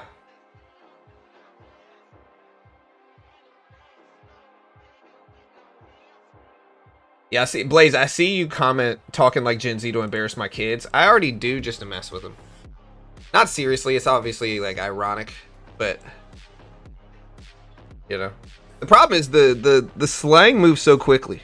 You know, that I don't even know what's cool or not cool anymore. You had the skibbity toilet Riz phase, and then you had like prior to that you had like cap, then you have like I can't keep up with it all. Now you have cooked, and cooking is the big one, and in a month or two that'll pass, and then some other word will be cool. I don't freaking know anymore, dude. It's hard to keep track. They move too quickly. I think it's social media. Like, slang didn't change that quickly when we were younger, I don't think. I think so too, yeah. It's the internet, you know. Like, I don't understand like most of what you just said. Yeah. It's only because I have kids, you know. Like young kids like that, so I get a little bit more info. Honestly, it doesn't look like a bad buy here, but I think it also means we could get shot. But we might trade this a little bit. We might buy this dip at 400s right here. I'm gonna buy this dip at 400s. We'll add to it if we go in the green. That's my MO right now. Is like I'll take a very, very small position. Don't judge me because the position's too small here, guys. But I will buy a very small position, and if we go deeper into the green, I'll add larger size to it. So I'll take 2 contracts here. And then if we go deeper into the green, we'll just add more to it. Plan right now. And we'll try to be a little bit more loose. Stop loss is going to be about 72 here, I think. About 72. So, let's see if we hold. Judging? Oh, judge. Yeah. Here's a good question for the chat. What is the war over? What do you guys think? It is a little risky as Hegseth is speaking to take this position, but listen.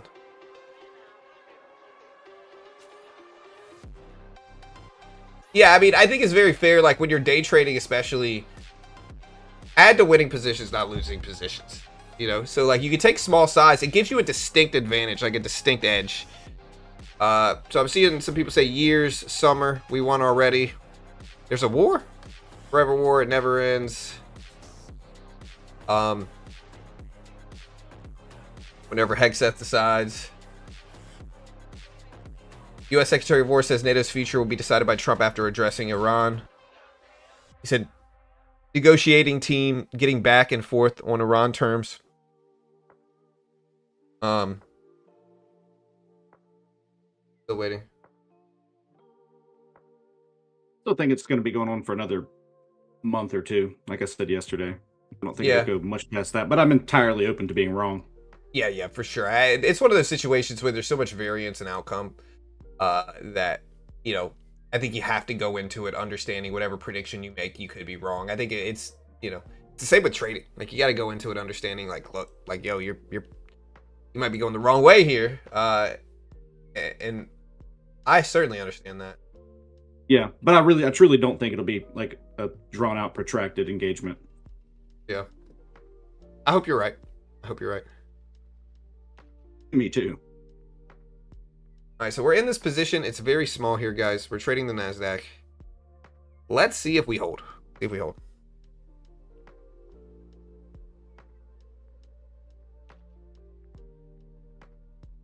You know, I'm also trying to attack this slim part of the volume profile, but my risk is probably 72 here, 1-to-1. I'd like a little bit over this.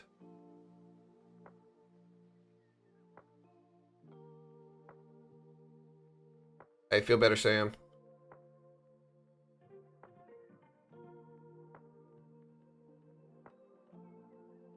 Yeah, we're in this very small position right now.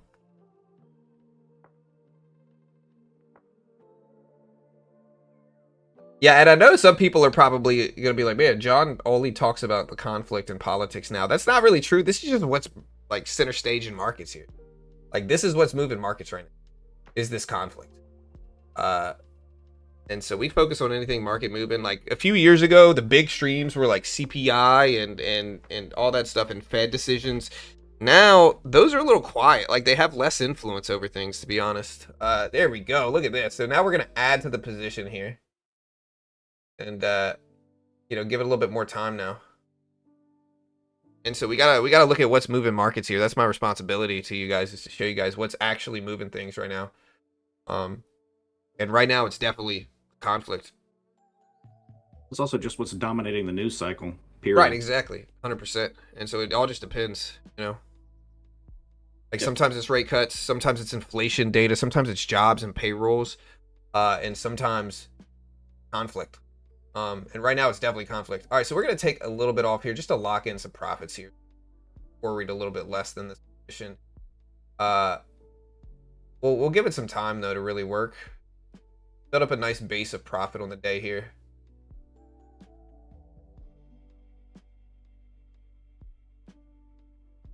Trading has always involved politics. Yeah, to a certain extent, for sure, because politics moves markets. But this is different. There we go. I'm going to take another piece off here.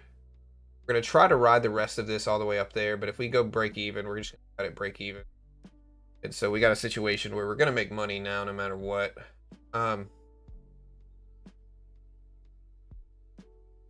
If we go break even, we go break even.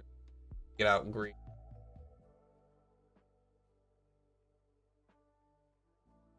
Take it small size since it's early in the day here. We still got 45 minutes until the market opens here. Hopefully some stuff trade at the very least.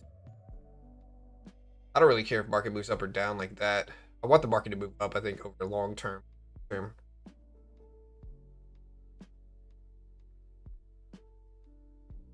Okay, we're gonna cut it right here.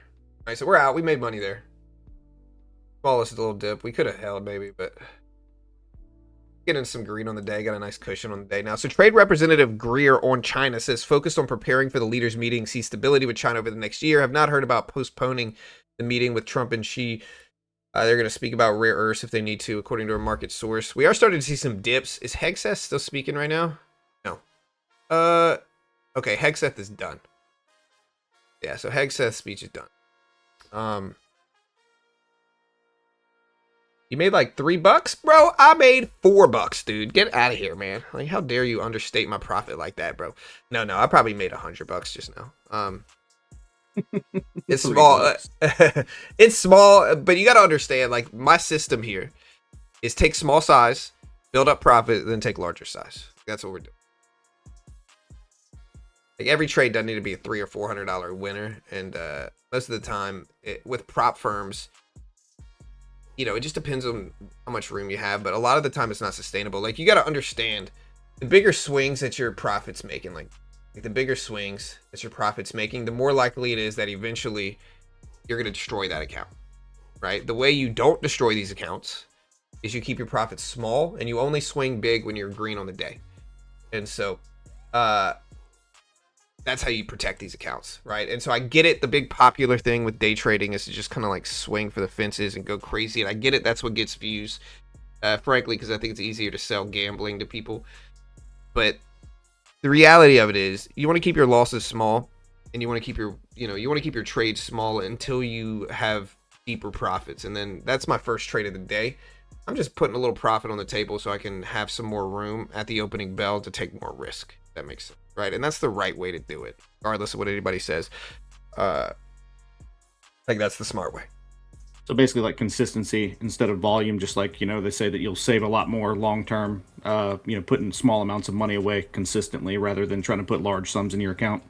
Right, like base hits, like small base hits are gonna do you much better than huge swings. And again, what a lot of people sell to traders is these big crazy trades, and they're making these big crazy trades. And I get it, but a lot of those guys are making more, like a lot of those guys are just trying to get you to churn and burn accounts, like just churn and burn accounts, and so I'd rather just be honest about it. Again, I'm not even claiming to be some super, expert trader. I'd rather set the bar low, but yeah, just be smart, guys. Be smart.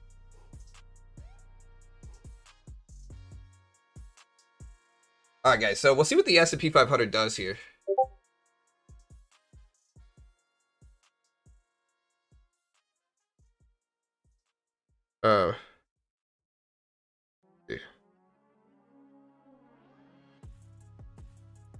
All right. Okay.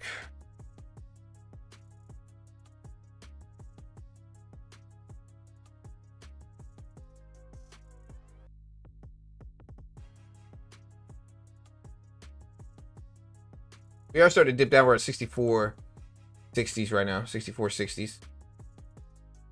Gotta build up some more P&L on this account though, dude. It's been a while since I've traded it. It's P&L. Profit and loss. Oh, okay.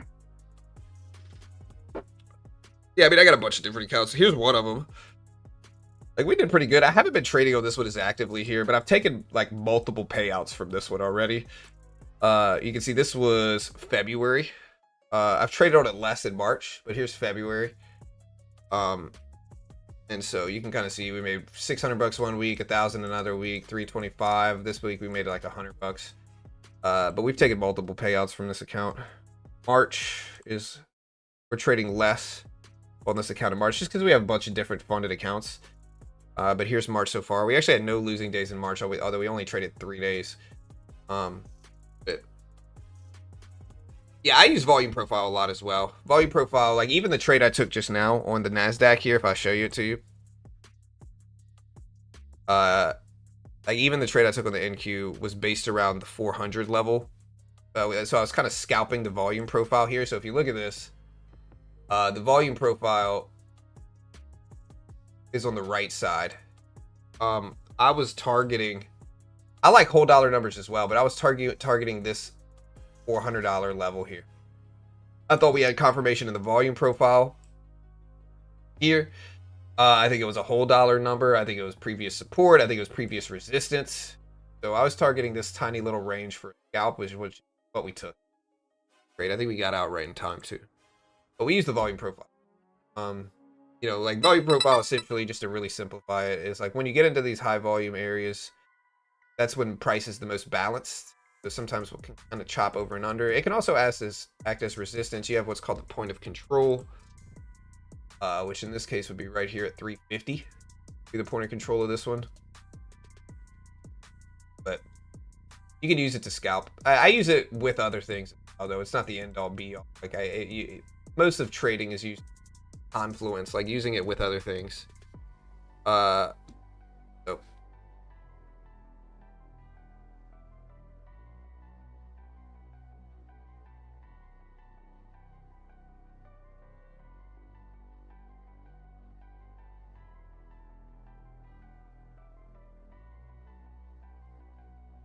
Yeah, value area high and low, 100%.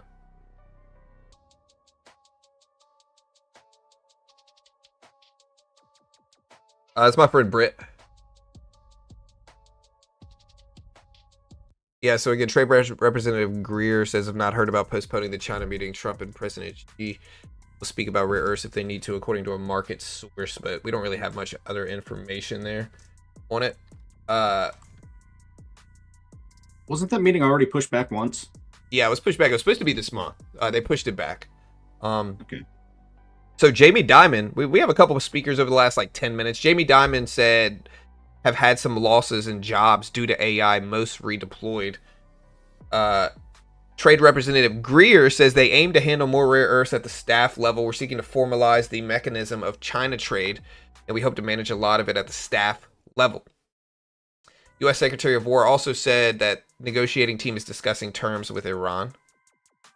We can look at oil here. The S&P 500 is pushing higher here, though. So the S&P is pushing higher. Oil is lower today. S&P is higher.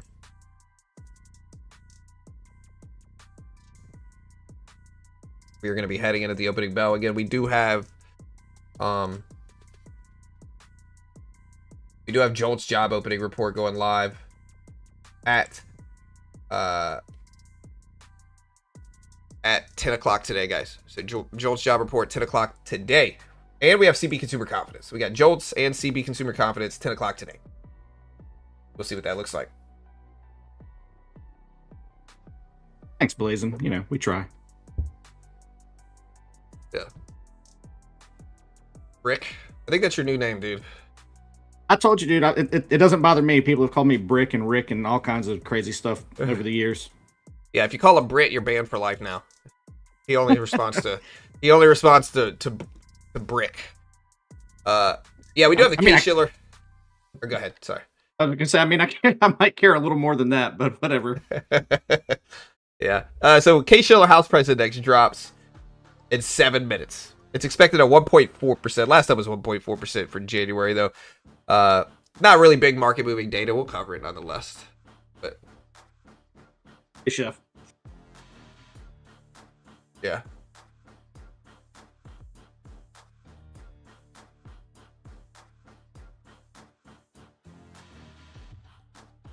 All right. I know you're just joking, dude. I'm not worried about it. Thanks. He is worried about it. All right, I'm gonna trade this account out too. Hold on. I'm tempted to buy this dip here.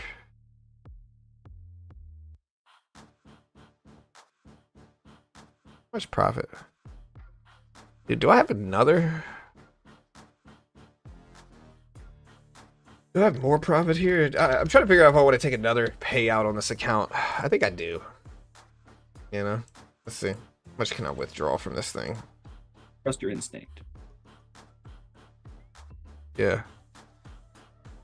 Yeah, we've gotten 3 different accounts on this one. Or 3 different payouts on the same account, I think.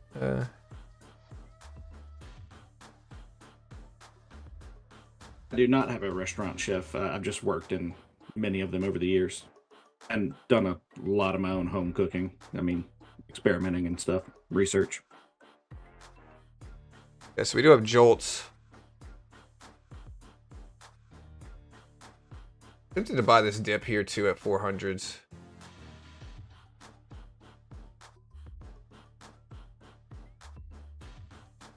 Kind of chopping sideways. 9 o'clock is gonna hit though. All right, we'll do the same thing. We'll buy 1 and then we'll add to it if it goes in my favor here. Maybe 2. Actually, we'll get into 2 right here. And then we're gonna add to this if it goes in my favor. Easy stop loss level under 390s, I think here too. So we can keep it small. What do you think about copy trading? I think it's okay. I tend to do better managing one account at a time. And I think it's easy. You know, a lot of the time people get frustrated. They trade one account, they keep adding to it or whatever, and they lose it.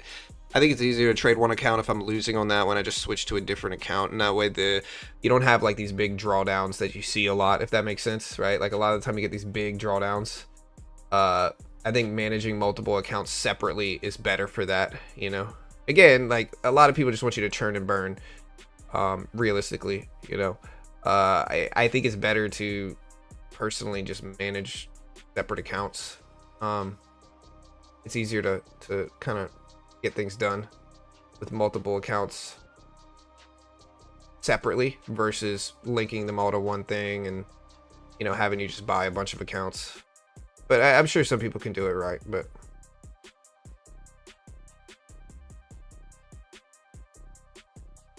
All right, so we might get stopped out here. A little loss. NASDAQ is starting to turn down here. Let me see if we got any news. Redbook just showed up. 6.9%. I don't think this is negatively impacting things. I'm going to cut this, keep it small, and we'll come back and maybe fight another day. I might be cutting this right into a potential support level at 380 or so, but the market's honestly dropping pretty fast here. So this is not oil influence. Like, oil's not really pushing up, but look at the NASDAQ dip. Maybe we'll take the 200 exponential at like 350.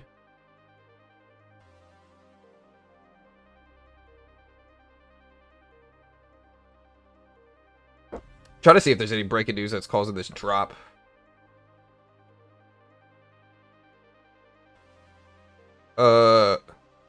Jim Cramer said, "We have Jensen," end quote. All right. Nvidia is at 167s.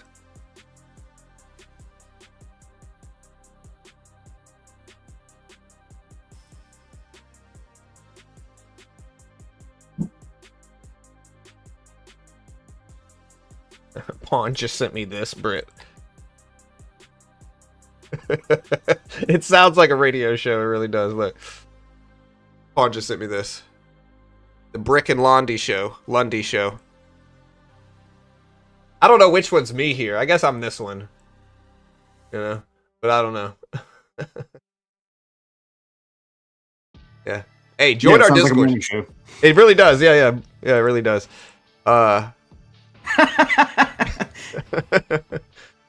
Yeah. I don't know which one you are either. I mean, you got the good hair, so. Right. I do have the good hair, you know. But you also love baseball hats, or at least you used to.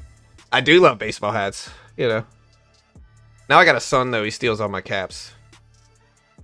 You know. Just wrong. And my hair's a lot shorter. I used to love baseball caps because my hair was so long. And I didn't feel like getting a haircut, so I just throw a cap over it. I mean, when we were younger, I thought you had a perm or something. I wasn't sure. Dude, it looked like it. You know, it looked like it. All right. We are starting to slow down. I'm trying to see why markets are moving like this here.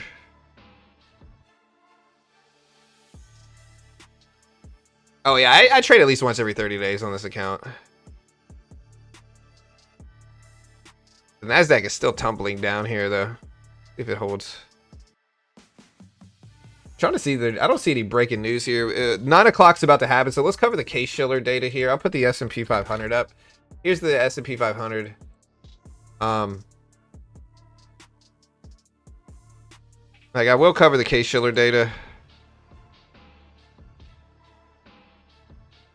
Let's see. Case-Shiller data just dropped. It showed up at 1.2% versus 1.4% expected. So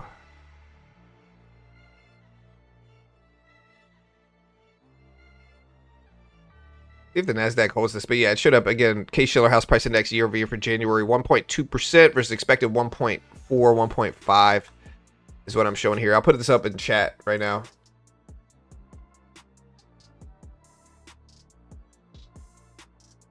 I wear hats because I'm bald. I get it, man. I'm not judging that.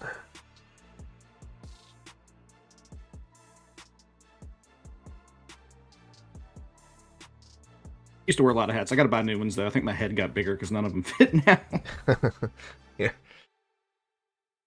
dude, I've got a huge freaking head. You know, like, and there is a correlation with intelligence and head size. Believe it or not. Also I'm makes just you harder saying. to knock out. Right. I'm just saying, top 3 smartest guy ever. You know, my son has a freaking huge head too. We went and bought him like an age appropriate hat. We didn't really think about his head size. We bought him an age appropriate hat. At the Disney store at the mall when it was still there when he was like 5, and the hat literally like sat on top of his head like the little helicopter hats that people have. Like, it literally just sat on top of his head. It wouldn't get like, it was nowhere near fitting, you know, like Frosty or something. Yeah, exactly.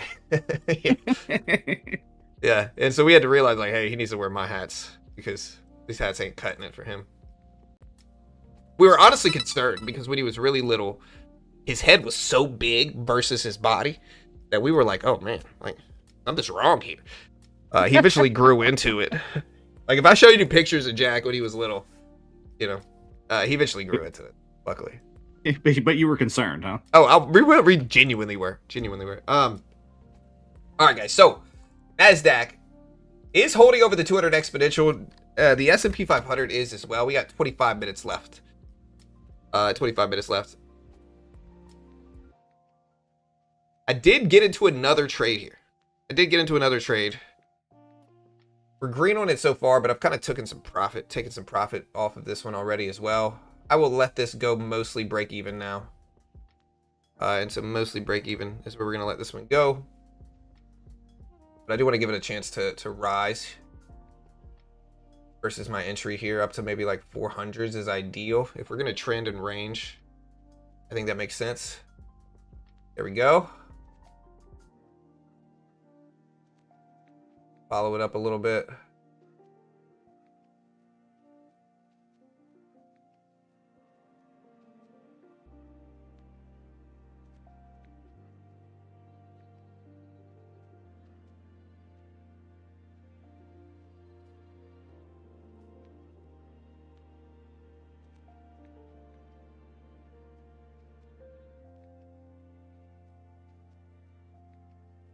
Chevron announces senior leadership changes, appoints Daniel Woodall as Chief Health, Safety, and Environmental Officer effective May 1st.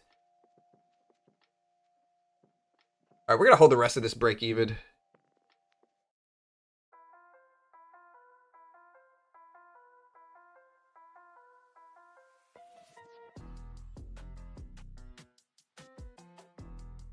Who said tooken? I don't think I said tooken. I don't know if I've ever used the word tooken in my life. Definitely not me. You know, I deny these allegations. All right, guys, we are falling down here. I'm gonna cut it right there. Not outside the realm of possibility. You could have used that. I mean, it is the name of a spoof movie for Taken. Yeah, I mean, if I did say it, that's what I was talking about. You know. Yeah. That's what I thought. Yeah. All right. Ooh.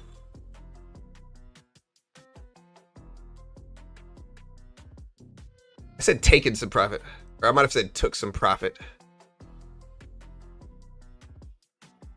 Oh, that works in a tense. Yeah, and I mean, dude, we're gonna... I shorten everything.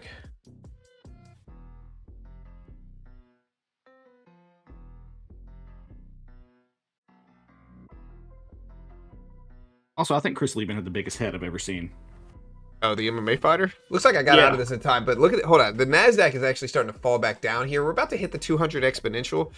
I almost might buy this dip here at the 200 exponential moving average. Meta is also introducing the first AI glasses built for prescriptions, priced at $499. I should have bought this 200 exponential on the NASDAQ here. Here it is right here. I should have taken it, but...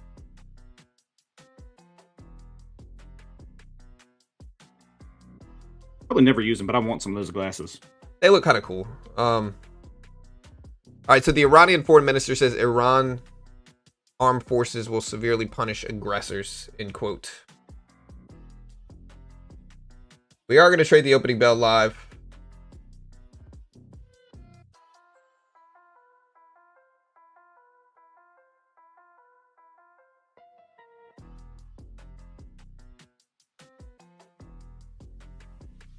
To hear the teacher from Charlie Brown with when statements like that are released.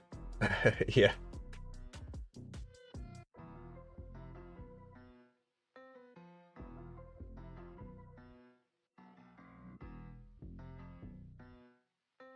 Yeah, we'll see what we get today, guys. We got the JOLTS job report at 10 o'clock. That's the next big thing that's coming out is the JOLTS report.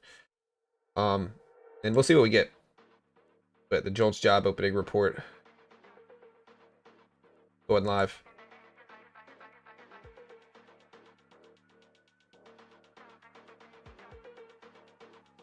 Tempted to buy this dip if we get down to the 200 exponential on the NQ again.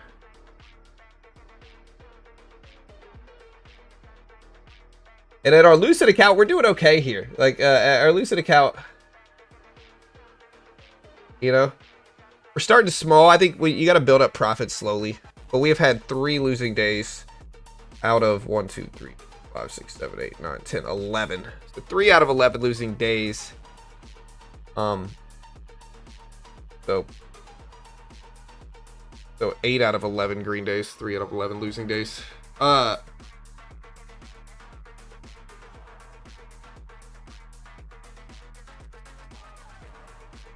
right, we're at 23,371s right now on the NASDAQ.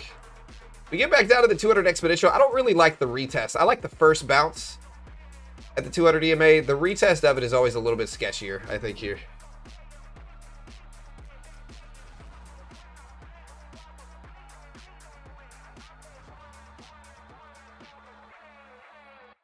Good morning, Lenny. I see you in the Discord.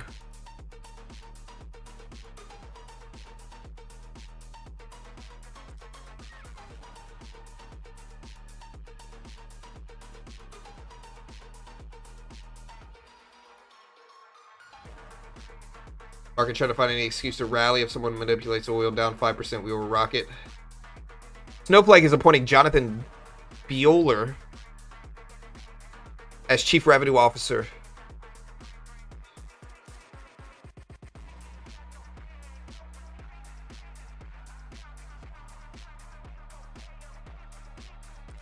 Is he a known like quantity? Honestly, I really don't know. I don't know who that is. Okay, I thought you might since you mentioned it. It's Ferris's uncle, you know. Yeah, I really don't know who it is. You know, in the corporate world, you know, you got to follow it really closely. Yeah, Blaze. Any relation to Froman? Yeah, Blaze said the same thing. Yeah, all the smart people, you know, with big heads. You know, that's what they did. That's what they said. All right, guys. So Nasdaq did bounce right here at the 200 exponential.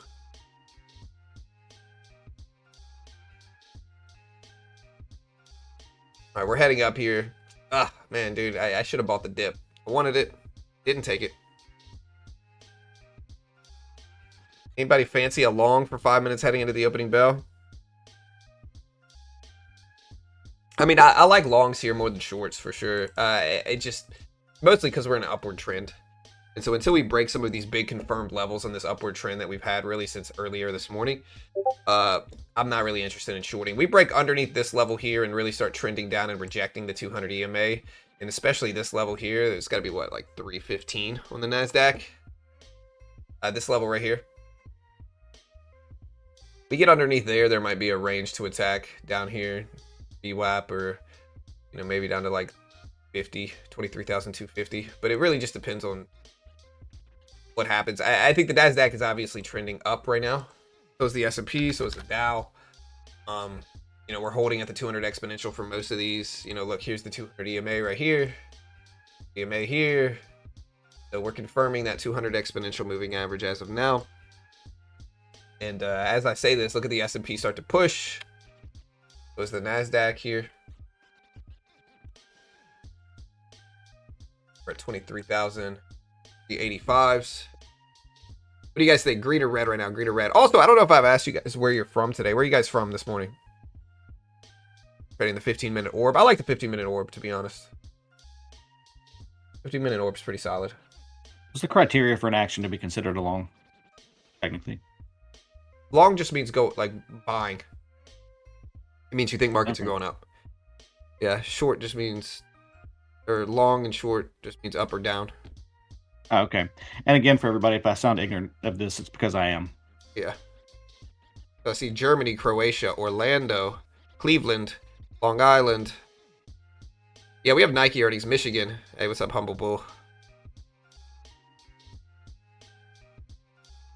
Miami, Long Beach, German, Vegas. Your dad's house today, Nova Scotia. Yeah. Yeah, a little bit quieter on these. We do have Jolt's job openings today at 10, so we'll see what that looks like. But I have to check out Croatia. It looks beautiful. Alabama, Arizona, Taiwan, Nova Scotia, Stimulant Town, Detroit, Istanbul, Montreal, Australia.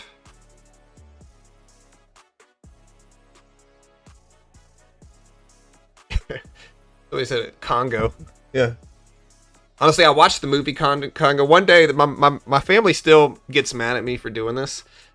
But one day when my daughter was like She had to be like 10 or 11. And my wife, we all wanted to watch a movie. It was my daughter, my wife, and I. We all wanted to watch a movie. And so I suggested the movie Congo. Terrible movie, but it's good nonetheless. I'll still watch it. Horrible movie, but it's still good. If anybody's ever seen the movie Congo. And then I fell asleep in about 10 minutes. No explanation, just fell asleep. They watched the whole thing. I never heard the end of it, dude. They got so upset with me. They watched the whole thing, though. You know, Dude, you always fall asleep during a movie. I really always. do, man. Yeah. What's that movie even? I've never even heard it. Well, I think I've heard of the movie, but I know nothing about it. It's peak 90s. You know, it's when civilization peaked, was the movie Congo. Okay. Yeah. Stop eating my sesame cake. Yeah. Oh, what's the guy that I've been to played? Bavaria. Yeah. The guy that played what? The guy that played It in the old series It. All right, guys. Oh. Tim Curry? Yeah, Tim Curry. Yeah, that was him. He's in it. Anyways, NASDAQ is in this range. I'm looking at this range right here for longs. I missed my 200 exponential level here, but I think this range makes sense.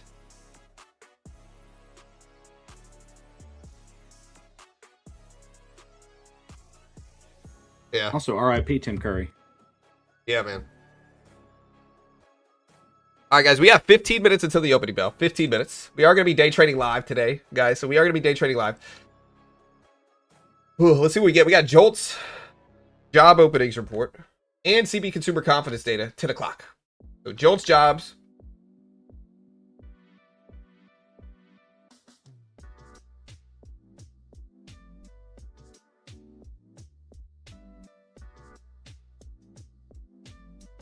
Oh, wow, I'm looking at it now, Polaris. It is absolutely stunning.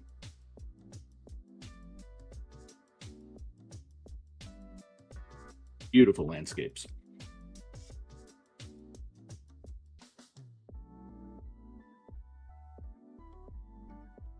Yeah, so we got the Jolt's job report going live at 10 a.m. along with CB consumer confidence and more.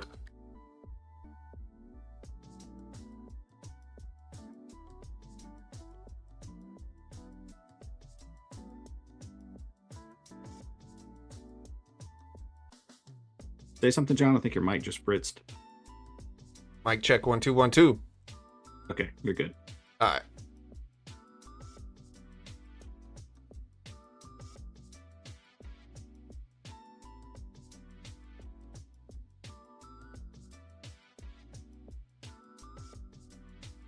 And Yeah, yes, red I'm or green on looking the at poll. Croatia.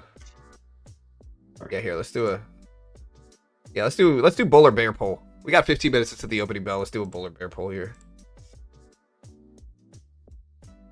Are y'all bullish or bearish for the opening bell? Bull, bear. There you go. All right, are you bullish or bearish for the opening bell? Oh wait, the SEC has a formal deadline to approve or deny the PDT rule change by April 14th. See, here's the thing, right? Like, if we're just being honest about this, there's an incentive to keep the PDT rule. Why? Because the banks want to sit on your money longer. That's the truth, right? The banks want to sit on your money longer. And so, you know, them making it like this means, same thing with the T1 rule now, or T2 rule. They just want to sit on your money longer. That's the incentive, to be honest, with the PDT rule, unfortunately. All right, so we did a poll. 54% are bearish so far today at the opening bell. We also had Amazon announcing a new Prime business card, a new Amazon business card, transitioning small business credit cards to US Bank and MasterCard. So we do have that going on right now. The NASDAQ is in an upward trend. We do have a range that we're watching here at the opening bell. We'll see what happens, but yeah.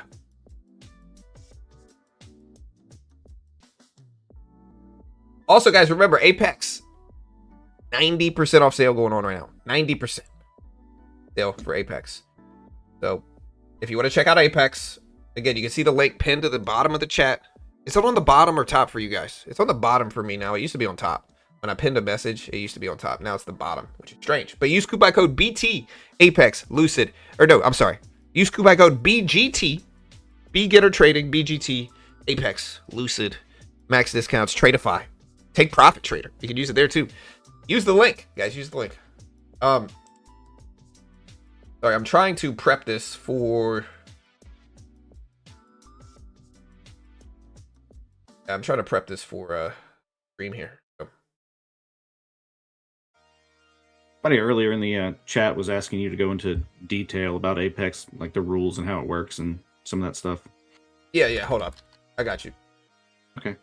Yeah, so they give you a demo, they test your skill with it. You pass the test, they fund you. You fail, you lose what you pay for it. The benefits of Apex are obvious, which is that Apex has some of the cheapest accounts. So, like, the risk for new traders is less on Apex, if that makes sense, right? So, like, most day traders are going to lose, though. Regardless of where they go, most day traders just lose money. And so, if you fund your own account, 20 grand to try to get around the PDT, roll 25 grand, you're still probably going to lose. Because most day traders do, regardless of where they go. It's a lot cheaper, usually, to try this out versus funding your own account tens of thousands of dollars. And Apex recently changed their rules to where they have end-of-day drawdown options, no payout denials, no MAE rule, 5-1 risk-reward rule, built-in scaling, and 50% consistency. The base account on Apex right now is $19.90 if you use my coupon code. Again, $19.90 if you use my coupon code. So Sounds like a heck of a good deal to me. it's a good deal, dude. It's a good deal. The 50K account is only $25 right now. I would go with the, personally, $5 more for the 50K account makes more sense. You can get the 100K account for $40. You know, you can use the end of day option, you know, but I would go with the end of day option 50K. I think that's the best bang for your buck. That or the 100K is usually the right one. But again, they're an affiliate of mine. I'm biased, but genuinely useful for traders. It limits your risk, lets you learn with some risk instead of risking 5 or 10, 20, 30 grand or whatever you put up. It's just generally less, much less. So that's what this is. It's just a way to save potential. It's a way to lower your risk. I don't think you'd push it if you didn't believe it was a good product. So, you know. Yeah. No, for sure. I think it's useful. Some people complain about them, but like it's a middle ground, right? It's a middle ground. So you can either, you know, fund your own account, or you can try this, which is like a middle ground. It's kind of a middle stage between paper trading and real live money, you know. And so it's somewhere in the middle. And some people might complain, but you're never going to have, you know, a 100% agreement on anything. Right, exactly. Yeah, that's absolutely right. And yeah, guys, so we got the Jolts job report today, live. Change this. Yeah, it goes live at 10 o'clock. So be ready, guys. This is an interesting report. We'll see. Someone says, why do most prop firms want you to lose? Can you explain? Yeah, the trailing drawdown on the 50K is like 19, 25K is 17.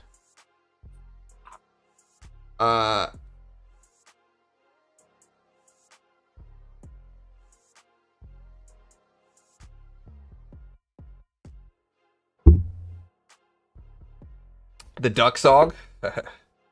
No duck song. What's the duck song? It's this really catchy song with a duck in it. Okay. You know, it's not some type of yeah. There's a really it's. We'll show it later.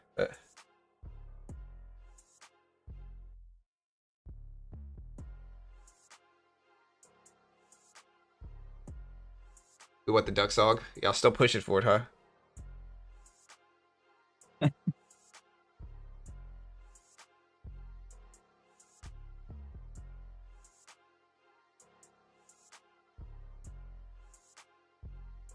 gotta say, dude, our Discord's growing here, guys. Our Discord's growing. Do I want to buy this pullback here? I'll put on the duck song if I can find it, dude. I don't even know where to find it. I've been listening to a different playlist. If you guys can't tell, it's been a different playlist. I'd have to go back. It's the duck song. I'm pretty sure is on a different playlist I have. Let me find it. I think it's time. I don't remember what it's called.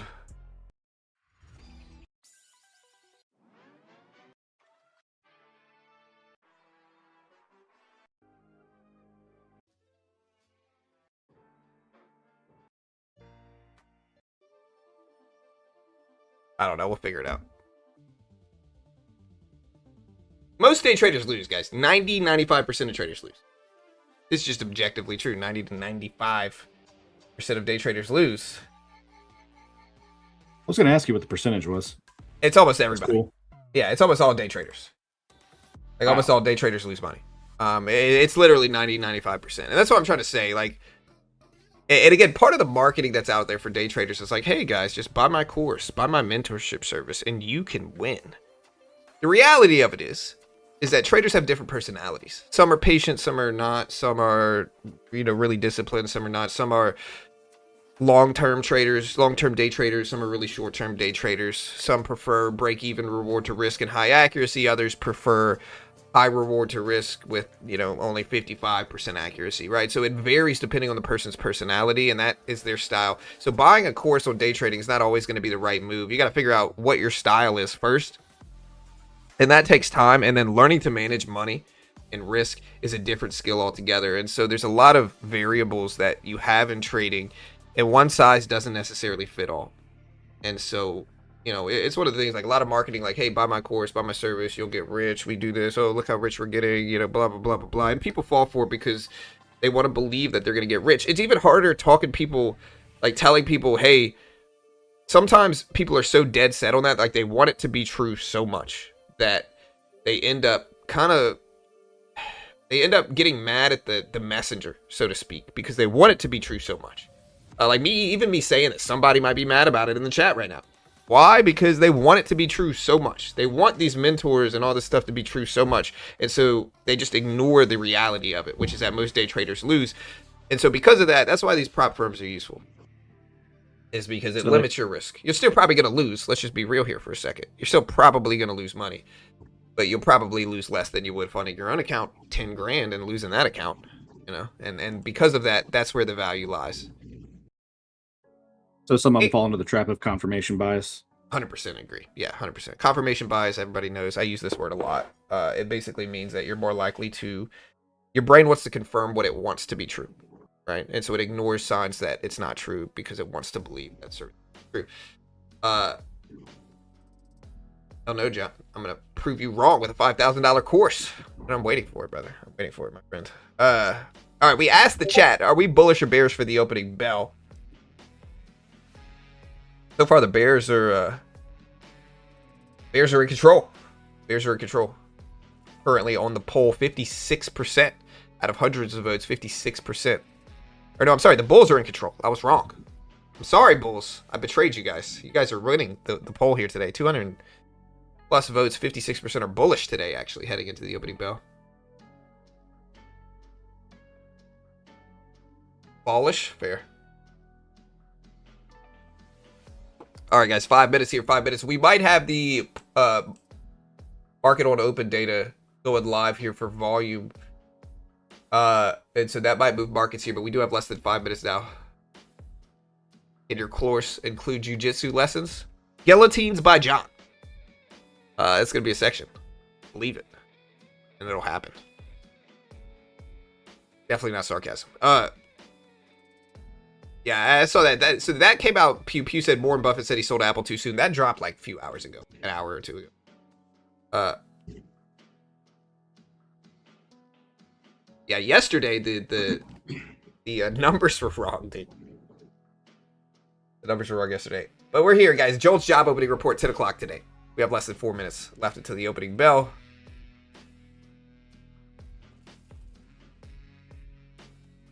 Why'd you say you like to say guillotine instead of guillotine, specifically in regards to jiu-jitsu?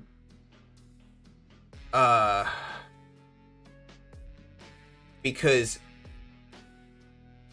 from my experience, I used to say guillotine. Most people end up saying guillotine. I think Brazilians pronounce L's, and like guillotine is like the Hispanic pronunciation of it would be to say it guillotine. But okay. But I don't know. I really, it was just because all the people who are higher belts around me pronounced it guillotine, and so because of that, I figured maybe I'm saying it wrong. Let me just. Both of them are pretty widely used. Okay. Yeah, I mean, it makes sense. I mean, if that's the way it's actually said in Portuguese, then it would make sense to say it that way. Yeah, 100%. All right, guys, here we go. 3 minutes into the open, or 3 minutes before the opening bell.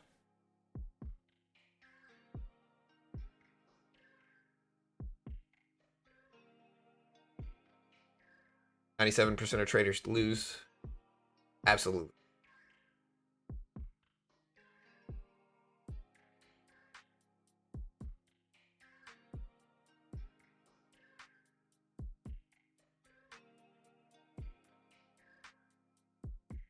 All right, guys. Again, 23,382 right now.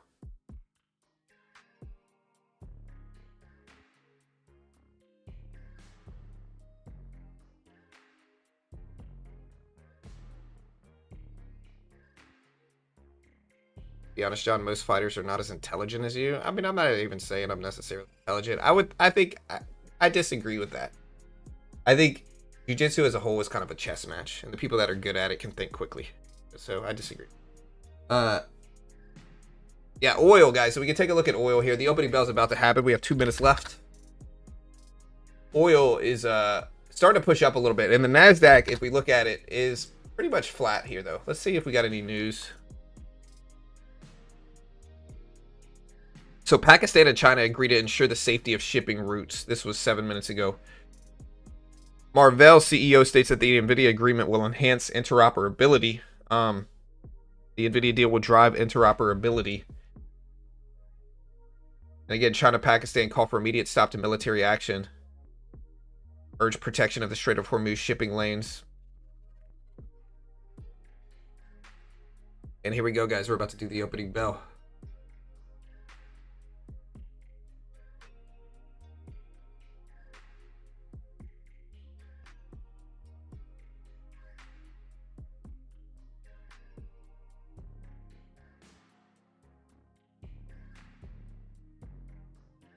Yeah, it's a good middle ground, and that's where you learn how to manage risk, but not risking your freaking life savings or something like that. But I mean, people still lose money. That's the truth. All right, guys, here we go. We are getting ready to trade here. We are going to trade. We are green in this account that we're about to trade right now. Traded a couple different accounts today. We are green in this one. Nasdaq is still pushing up, still in that upward trend, but the opening bell is here, guys. Just be careful. Opening bell is in 15 minutes. 15 minutes, so just be careful. Here we go. Here's the bell. Good luck. Hit the live button next to the play button. Put it in 2x speed. And let's see what we get today. Here we go. And there's the bell. Nasdaq ripping at the opening bell. Nasdaq is pushing here. And then now it's retracing all the way. So it pushed up right to the top of that range and then got pushed right back down. Right back down.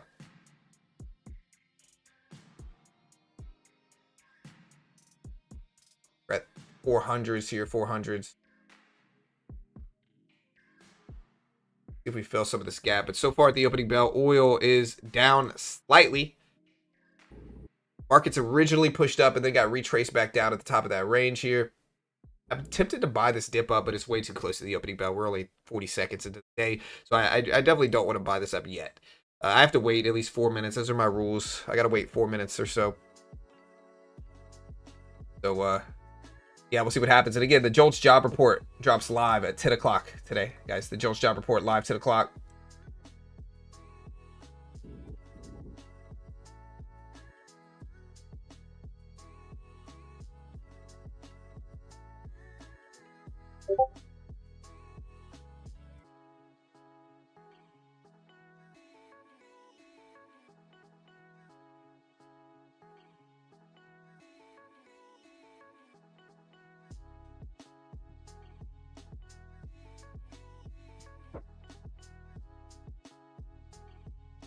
All right, so we are pushing back to the top of that range. I should have bought the dip. Sometimes these big upwicks fill. Something that you see a lot. There's the Nasdaq just broke highs. I believe it's the highs of the day. Yeah, Nasdaq just cracked highs of the day. We are now back down to 430s here. 430s. It's still way too early for me to trade this movement here. I do have to wait a little bit here, guys. It's still too early.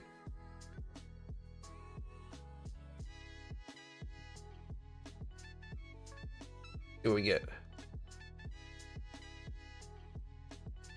Remember, we do have the JOLTS job report. Powell didn't say too much regarding monetary policy. Here we go. We're retesting the top of this range. We are now 2 minutes into the day.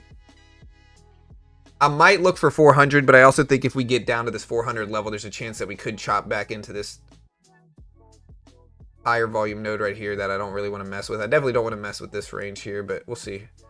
We get underneath this level here, though, at 311. I think we might have a short. I'm tempted to buy this dip here, though, but it's too close to the bell, so I'm just going to be risk averse and wait.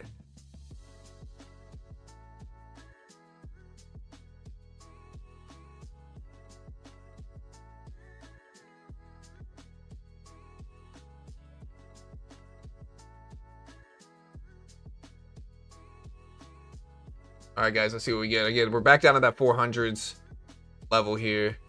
Starting to turn all the way back down, going green to red. Potentially here if we continue falling down. I got to wait for let this price action play out. You guys agree? Is this green or red? Let me know in chat right now. Is this green or red? Up until JOLTS, then dump? You think JOLTS will dump the market? Possible. Possible. All right, so we're popping back up. Honestly, I'm going to look for an orb today, personally. Like, I'm going to look for an opening range breakout today. I think that makes the most sense. I think we're setting up for a range. And so, yeah, I'm probably going to go with an orb setup if I can find one. What do you guys think? An orb day today? We have 3 minutes so far since the opening bell here. I will look for an orb if we can find it. What do you guys think, though?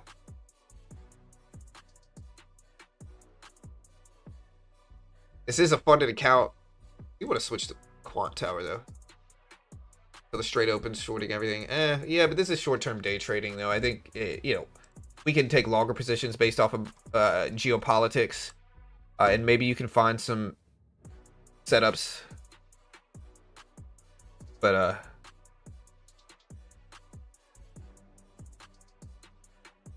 right, here we go. We're testing the top of the range. Sounds rational. It definitely could. I mean, we're at the very top of the range here, and the momentum is starting to pick up for sure. Yeah. What an orb is, Bridge, just so you understand this. An orb is an opening range breakout. So we're going to look at the opening range. Here's the first 5 minute orb right here. Right? So we would just basically look for this range to break. But you don't want to just blindly buy it as soon as the range breaks. Maybe with a 5 minute orb, it might be more. I don't trade the 5 minute orb as much. Usually it's better to let the longer time frame play out. What works the best, though, generally is the 15-minute orb, 10 or 15 minutes. Why? Because it has the most traders watching it. Like, a lot of traders watch for the 15-minute opening range breakout. And so because of that, there's more movement with it. Like, more traders are watching for the break, and so in that regard, they end up, you know, targeting it more, buying when it breaks, and it confirms it a little bit easier.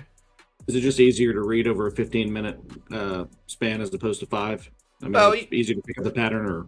Yeah, kind of. It's more so that the first 5 minutes after the opening bell, you know, like all the volume is centralized to that opening bell time frame, and so because of that, there's a lot of volatility that can happen at the opening bell, and you know, so basically we can do all this crazy stuff at the open, and so it's riskier to trade the first 5 minutes, and so most day traders, especially most good day traders, are going to give it a little bit more time, let the range play out a little bit more, let the trend play out a little bit more. If it's a trending day, even if they're not targeting an orb, right? If it's a trending day, they're usually going to give it some time. They're not just going to attack, you know, the first 5 minute breakout. It's a riskier thing.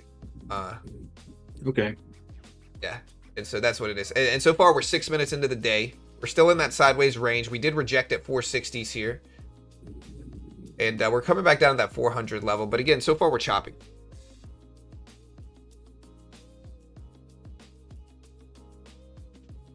And thanks for the explanation. I appreciate you taking the time. Honestly, it's a good explanation for the stream, too. So, it works out. Yeah, price discovery, exactly, Max. So basically, it's a haste makes waste kind of situation. Right. Yeah, like see what happens to the first 15 minutes of the day. Let levels form, let trends form, let ranges form, and then attack those levels and ranges or whatever you want to do, whatever your strategy is. That's basically what. Okay. Oh, let me put a timer up for jolts. I forgot about that.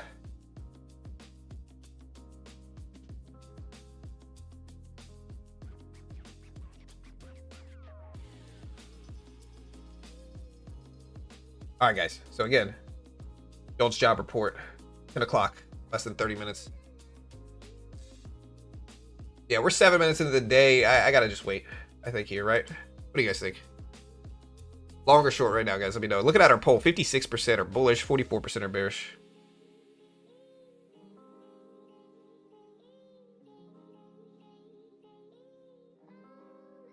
Starting to push towards the top of that range here, though.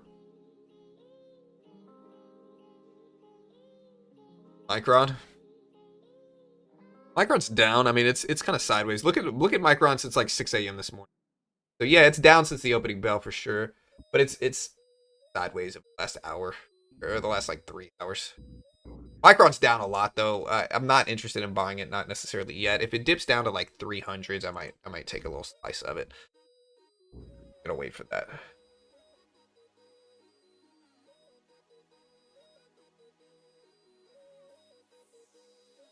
All right, guys. So we're starting to push back down. We also have the 200 exponential moving average at about 365. About 365. The jolts report drops in about 21 minutes. Let me put this up on screen.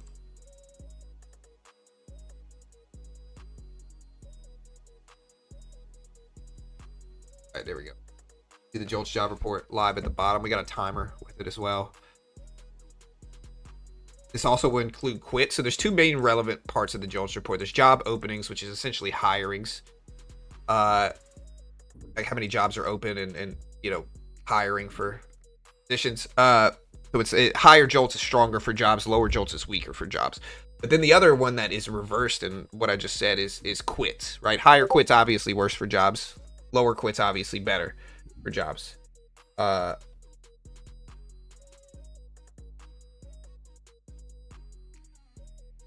Traders could be waiting for jolts, definitely. That's definitely true. Traders could be waiting for jolts. That might be why we've had such sideways chops since the opening bell. But we are at the top end of the range here, so.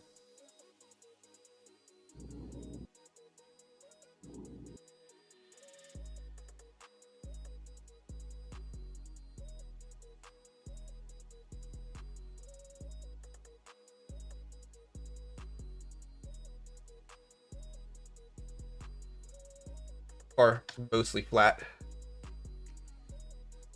Bell. So we got maybe a 10-minute orb. That could be a 4-minute or whatever, but.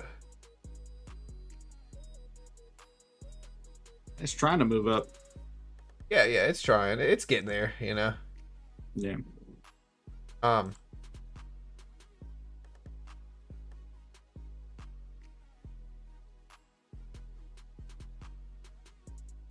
It's funny to anthropomorphize a stock. Yeah.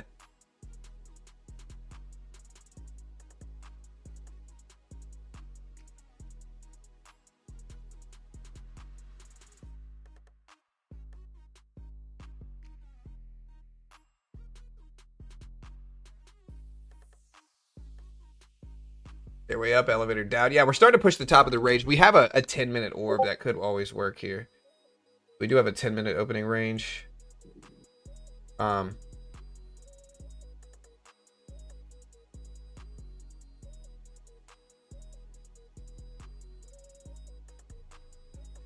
Also, if you're interested in Tradeify has a.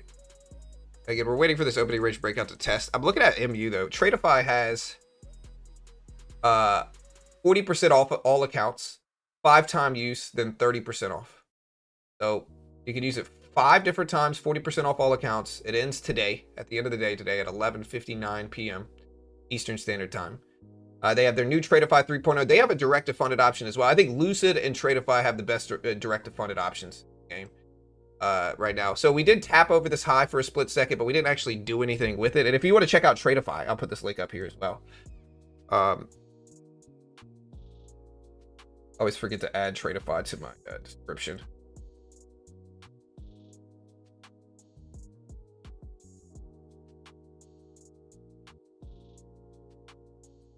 I'll be right back. Okay.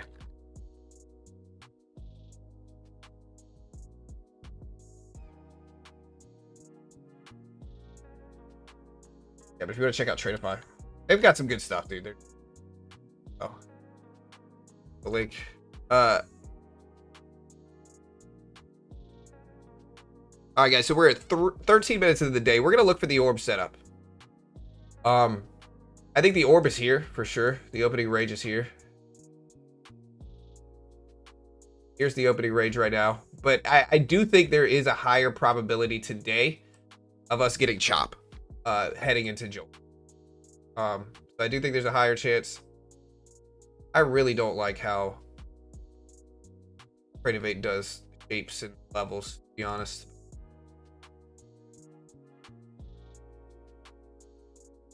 Yeah, we got jolts at 18 minutes here. At 18 minutes. Just be ready.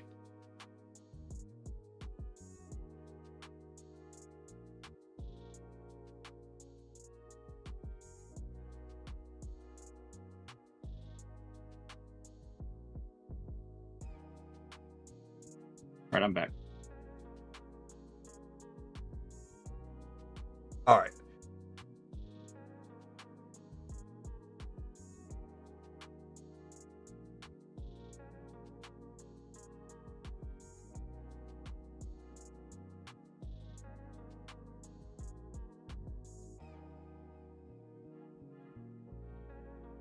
Maybe we should do a poll with jolts. You guys think? Morning, John and Frizz. What's up, Freddie? This is Tradeivate right here. We're looking for the opening range breakout. We're 14 minutes into the day, so we'll look for this orb to break and see what we get.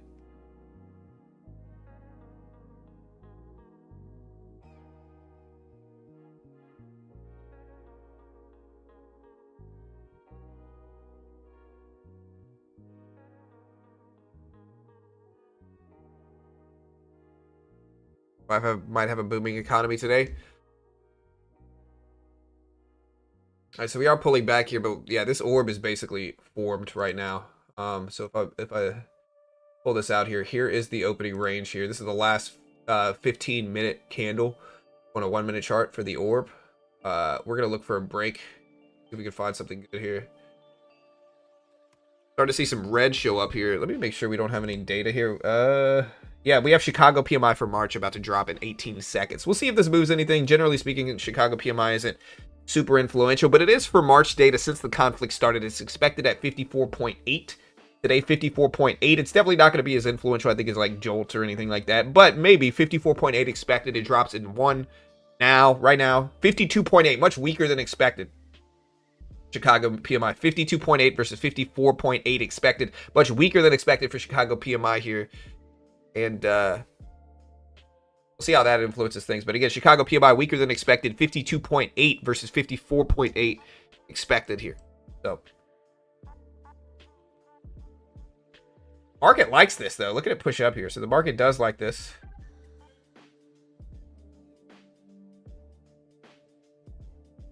It holds.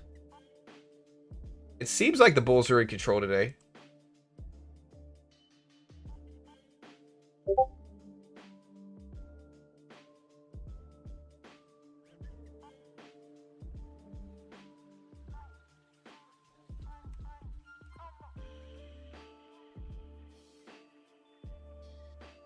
Look at that big green candle here. Again, Chicago PMI coming in much weaker than expected.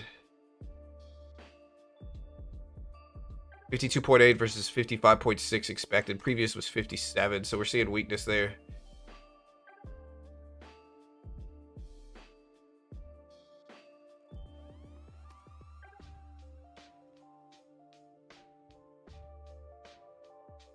What are you saying about MU? I was saying if it gets down to 300, I might buy it. It's down a lot, but MU's down a huge percentage. Fibby, it's down like 30-something%. So low PE ratio as well. So maybe I'll buy it if it gets lower. All right, there's the breakout. So we just broke the top of that opening range here. We have a cushion on the day. I need to wait for a pullback here though. So ideally, I'd like to see it push to like 490, 495, and then dip down to, I would like 460 to 450 right here. This range right here. So 85 to 90, and then a dip down to like 450 or 60 is what I would prefer to target. We'll see though. We have a cushion on this account already. You need a pullback now though.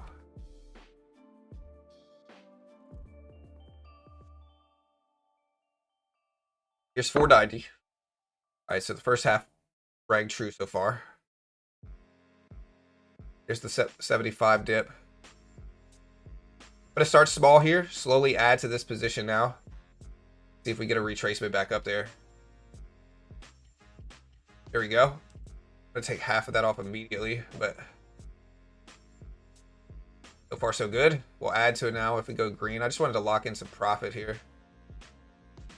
There we go.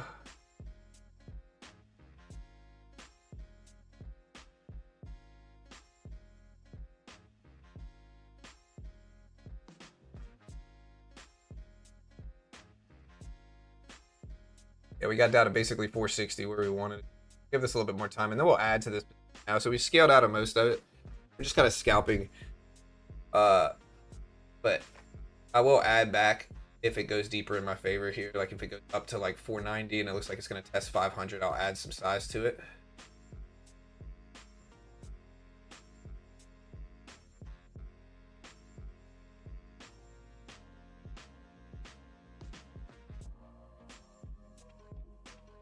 The orb setup was there, but we do have jolts.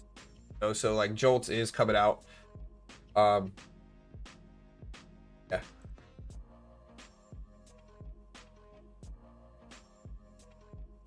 Jolts is dropping at 12 minutes here, chat. 12 minutes.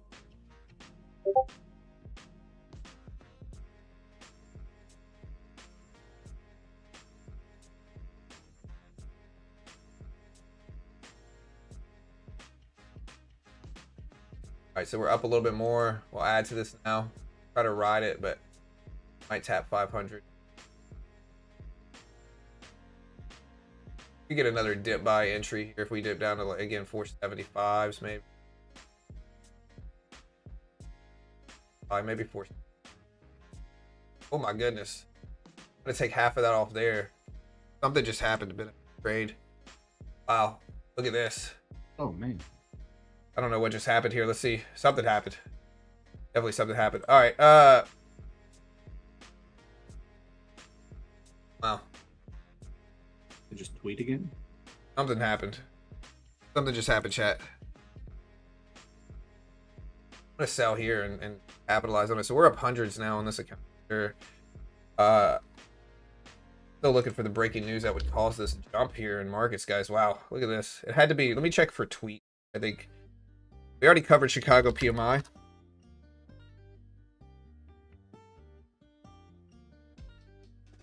And on tweet front, I don't see anything across the wire yet. Weird. No, I checked truth already. It's not truth. Yeah, Nvidia. Nvidia's ripping up. Sorry, Nvidia's ripping up, but not nearly enough to cause this type of. It could be the orb breakout, but man, guys, showing up in markets just. Yeah, it's not oil related, I think.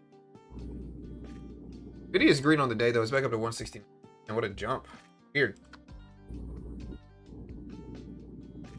Yeah, so the orb worked.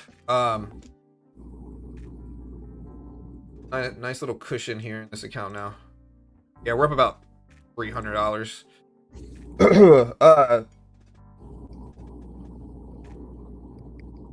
Here, you're getting some kickback on your mic, Britt. Sorry. Oh, you're good. Weird, man. What caused that little pop? But something did. Anyways, guys, we got jolts in 8 minutes here. 8 minutes for jolts.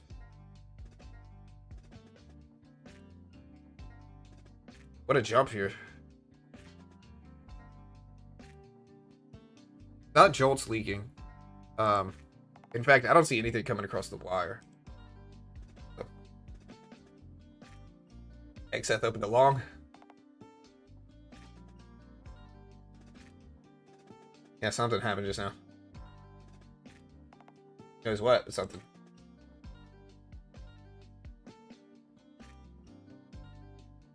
Yeah, we're over 23.5s now. Again, we got the range breakout here for the orb. Now the question is, do I buy a pullback to the bottom of this range here? So, like, let's look. So here's the opening range right here. But let me see. I know we had rumors about the JP Morgan collar trade here. Let me see. It could be the S&P 500 got over that 64.75 level that we talked about with the collar trade earlier. That's possible. The level was 64.75. We got over that level here. That could be why. That could be why.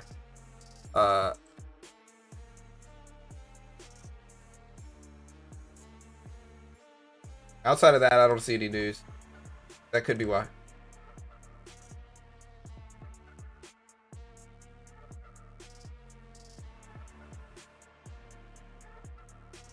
All right, guys, listen. We have Jolt's job opening report at 10 a.m. Jolt's job opening report at 10 o'clock today. See what we get.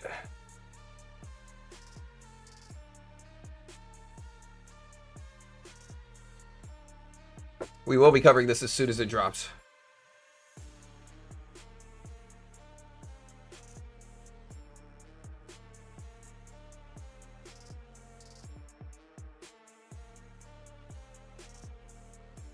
You're telling me it's based on fundamentals, not tweets? Crazy shocker right now in this market. I should have bought 23,500 here, but I didn't. Woe is you, huh? I know, woe is me, dude. Look at the NASDAQ still rip. We're at 540s right now on the NASDAQ. 540s on the NQ right now. So again, heading into Jolts in 6 minutes. Jolts in 6 minutes.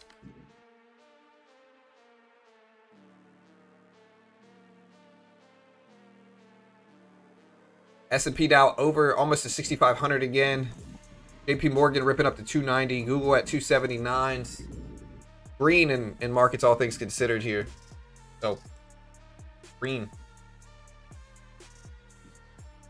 Max says gold is ripping too. Yeah, that makes sense. We can take a look at yields to see what they're doing here as well. I think that's probably a good idea. I'm going to look at 2-year yields this time. See what the Fed sentiment is like. But yeah, Fed yields are falling so far today. Here's yields on the day here for 2-year treasuries. They are falling. Nasdaq's ripping, gold's probably ripping, stocks are ripping, Nvidia's ripping, and more. Nvidia up to 169s.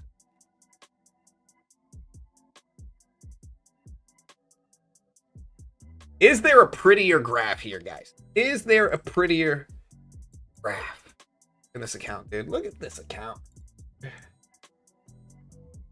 Is there a prettier graph? I don't think there is, dude. This is my profit and loss graph on my main account that I've been trading for the last few weeks. I'm not saying it's the nicest graph of all time, but it's definitely in the top 3. I'm saying all time. Yeah. All right, guys, we have 4 minutes left, 4.5 minutes left until Jolts goes live. Still getting kickback, Britt. Right now? Yeah. Okay, I don't know what it could be. Sorry. Could be breathing, is what it sounds like. If it's breathing. Markets are rip it up here. Rip it up. We are peaking short the Jolt stream. All right, guys. Listen, 4 minutes left. 4 minutes. Let's see what we get today.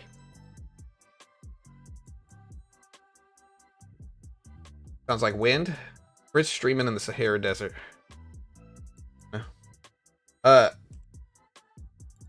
Alright, so we are dipping down a little bit, but man, look at that orb breakout here, though, dude.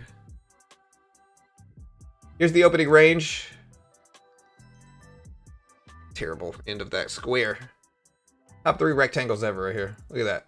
And look at the rip of it.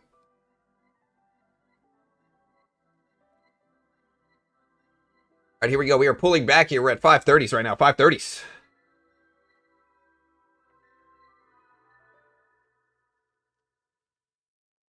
Somebody said oil's not really reacting as much. Oil's down. Oil's down to 102.70s. It's starting to rebound back up with this dip, though, here. The oil is down, but Not down a ton. All right, guys, here we go. Jolt's dropping in 3 minutes exactly.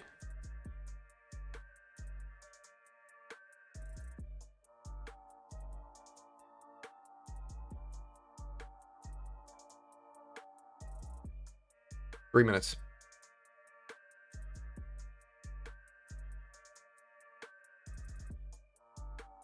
This pullback looks enticing here as well. Let me make sure no breaking news is going on though.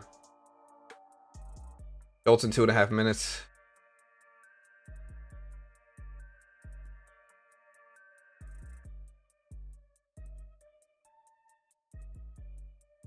There's a 5-point initiative that was just dropped regarding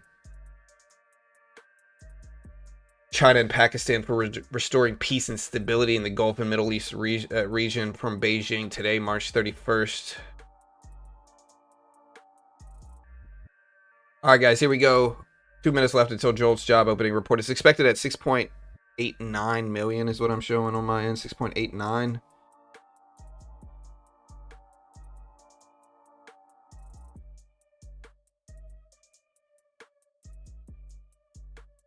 Alright guys, my forecast is way off here, so I'm just gonna put the timer in the corner because apparently AI can't get a freaking forecast right. I'm showing 6.89 million.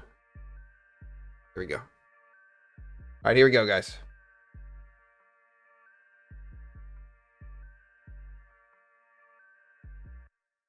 Where is this notifications coming from, bro? Muted. That was happening yesterday too. Yeah, I just get a lot of them. I'm gonna mute every server I'm following. All right, guys, here we go. Jolt's drops in 1 minute. Guys, hit the live button next to the play button. Yes. Yeah, there's an Easter event, Kane. My code works. BGT, BT, BG, whatever code you want to use on Apex. They work. All right, guys, here we go. We're starting to push towards the highs here. Towards the highs. We have 45 seconds left until Jolt's job opening report goes live. We have 40 seconds left until the Jolt's job opening report goes live. We also have CB consumer confidence as well here. We have CB consumer confidence dropping 30 seconds. Hit the live button next to the play button. Put it in 2x speed. You'll catch up to the stream here. So again, hit the live button next to the play button. Put it in 2x speed. We are going to throw it in sub only mode. But 20 seconds left, chat. If you hit the live button next to the play button. BGT, Arcane, BGT. You can also use BT, but BGT is the new one we're trying to go with. All right, guys, 10 seconds. 9, 8, 7, 6, 5, 4, 3, 2, 1. And here's the report. All right, guys, so the report is now live. CB Consumer Confidence, 91.8, better than expected. Jolt's job opening report, 6.882 million, mostly flat. 6.882 million versus 6.89 million expected. If you round up, it's the same. They did revise the previous Jolt's numbers here, so this is probably the bigger story. They did revise the previous Jolt's numbers to 7.24 million, so they revised it up. So a little bit stronger jobs than expected for Jolt's. Again, quits showed up lower than expected at 2.974 million for Jolt's. 2.974 versus 3 million is expected. A little bit lower than expected. And again, they revised the previous Jolt's numbers up to 7.24 million from 6.946 million last time. So they revised the previous one up. Expected 6.85. We showed up at 6.88. So maybe a little bit higher than expected. The NASDAQ still liking this report, still pushing up on this report. But yeah, again, they revised the previous one up to 7.24 million stronger. This one came in a little bit lower than the 6.89 million I'm showing here, or the 6.85 million, a little bit higher than that one. So basically flat Jolt's numbers. I will put this data up on screen here. Quits again showed up at 2.974 million versus expected 3 million here. So quits showed up at 2.94 versus expected 3 million. And Jolt showed up basically flat, but they did revise the last one to be a little bit stronger than previously. So that is the Jolt's report today. We will put this numbers up in chat. Here is the first one. They did revise the previous one, 7.24 million previously. And again, let's take a deeper look at this job report. So let's take a deeper look. So, yeah, so we can see this. Numbers of jobs openings was little changed at 6.9 million in February. The U.S. Bureau of Labor Statistics reported today. Over the month, hires decreased to 4.8, and the total separations changed little at 5 million. Quits were 3 million, were little changed. Layoffs and discharges were unchanged. The number of and rate of job openings, little change, 6.9 million, 4.2% respectively in February. The number of job openings decreased in accommodation and food services and in mining and logging. The number of hires decreased to 4.8 million, negative 498,000 in February, and was down by 387,000 over the year. The hire rate was decreased over the month by 3.1%. This is the lowest hire rate since April of 2020, when it was also 3.1%. I think this is not a good quote here. Look at this. So this is not necessarily a good quote here. Look at this. I'll put this up on screen. But this was the lowest hire rate. Total separations, including quits, layoffs, discharges, and other separations. Quits are generally voluntary separations. In February, the number and rate of total separations were a little changed, 5 million, 3.1%. Number of quits were little changed. So the number of job openings was for January revised up by 294,000 to 7.24 million is the actual number. The number of hires revised up by 53,000 to 5.3 million, and the number of separations revised up by 39K to 5.1 million. Quits was revised down by 6,000 to 3.1 million. Number of layoffs. So that's basically this report. So far, we have been pushing up on this. So again, so far we have been pushing up on this report. And yeah, we'll see if we can trade some of this action here, guys. We'll see if we can trade some of this action. Let me know what you guys think we're gonna get today. Again, right now, guys, we do have Apex 90% off sale. Most day traders lose money. 90% off on Apex right now. Cheapest accounts in the game. And genuinely useful. Most day traders lose money.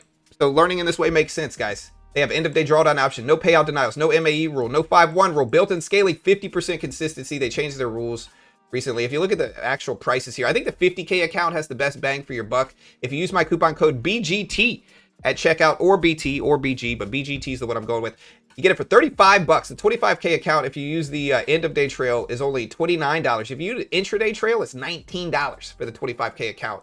And this is great because it lets traders take some risk. Again, 19 whatever, 30, $35.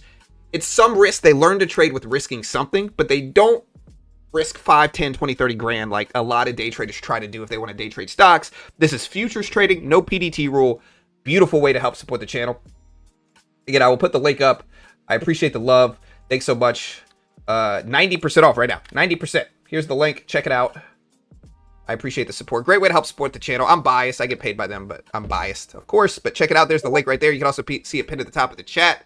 NFP data is coming out Friday while the market is closed. So on Friday, we get non-farm payrolls and unemployment data dropping live 8:30 Eastern Standard Time. So we will stream Friday. Crypto's open, so we'll stream crypto reactions, I guess, to this data. And the real reactions to this data is going to be on Monday or Sunday, I guess, for Sunday open. Wait, is our futures open on Sunday? Or is it Monday's open?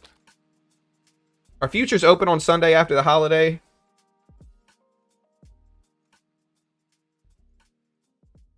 Yes and no, right? Futures says yes. Okay. Futures market. I mean, I just Googled it, but yeah, they're gonna be up at 5 p.m. I don't know if I'm gonna stream then. All right, so look at this dip here. Look at this dip. Yeah, Jolt's job opening data basically flat. Basically flat. So yeah, we're gonna be day trading futures here, guys. Job report came in mostly flat here. Mostly flat.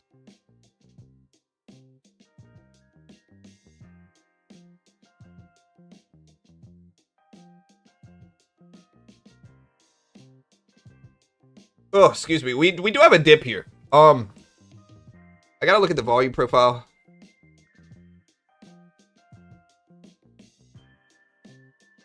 No, it's not the end of the stream here. No, we're still sticking around, dude.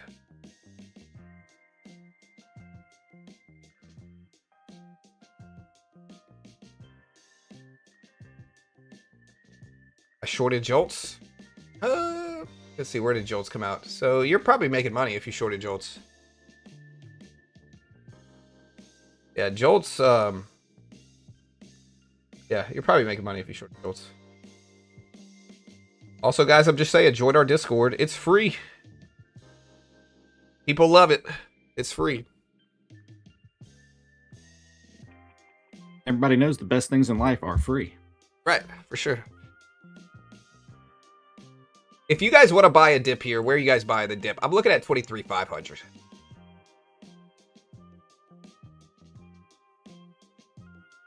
I'm going to buy 23,500, I think.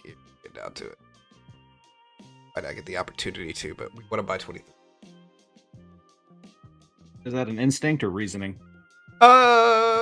It's a reasonable pullback, and so I think a 23,500 pullback is like, there's a big meat on the move. It's reasonable enough. It's also a big psychological level. It also sticks out on the volume profile here.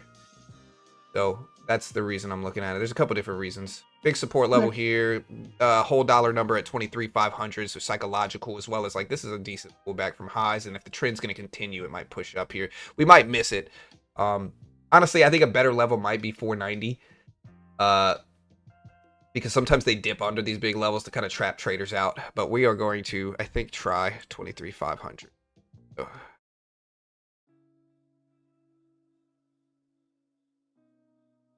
Again, the goal is to start like smaller and then maybe add to it if it goes in my favor.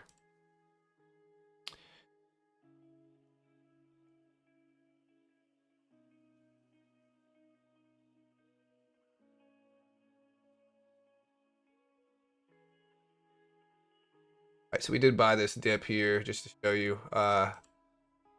We got the 23,500 dip, took some off. We're now going to see if we can rebound back up a little bit more here. So, look at that. Really nice confirmation at 23,500. I'm going to take another piece off there.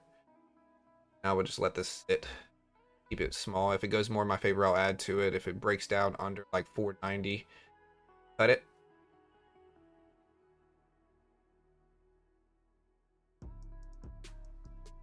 Yeah, we put the numbers up on chat for the Jolts report. What were they? Yeah, here's the Jolts.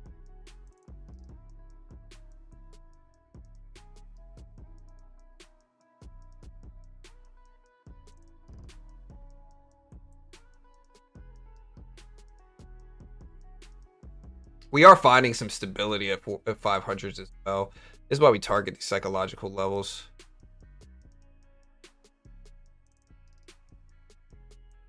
But we got to give it a little bit more time here. Let's see. Give it time. I'd like a little bit more meat on this move, though. All right, New York Fed says Citigroup CEO Frazier appointed to Federal Advisory Council.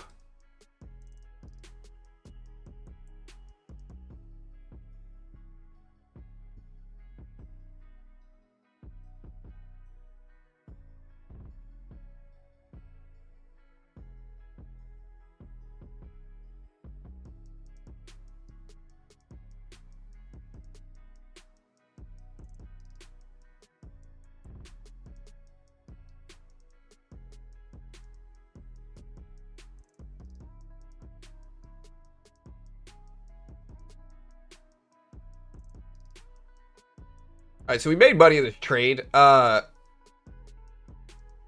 feel like I have to give this more time. Like, if we get over 525 and hold, I'll add more to this. It's small right now. Great show, John. Great show, John. Pawn, Brick. All see you in the morning. He didn't say that. I said that. I know. I saw it. Have a good one, Matt. Thanks, man. It's my job. My job to mess with it. Hey, look at this trade, guys. So, look, we're getting to that 425 level. What did I say? I said 500 here. 500. And look, guys, even though I'm trading small here, because that's just my style, you know, look at this.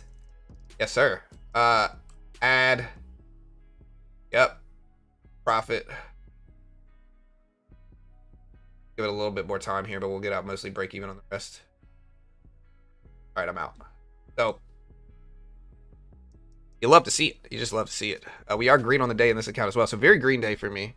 The orb worked. The 500 pullback worked. Remember, guys, we were talking about the 500 level. This is important for traders to understand. Like, look, I know there's so many different, like, I'm trying to think of the most balanced way to say this. There's so many different hyped up indicators, levels, trading strategies with technicals. Simplicity is what makes technicals work. Simplicity is what makes technicals. What do I mean by that? I mean, the more obvious a level is, the more traders are going to base their trades around it.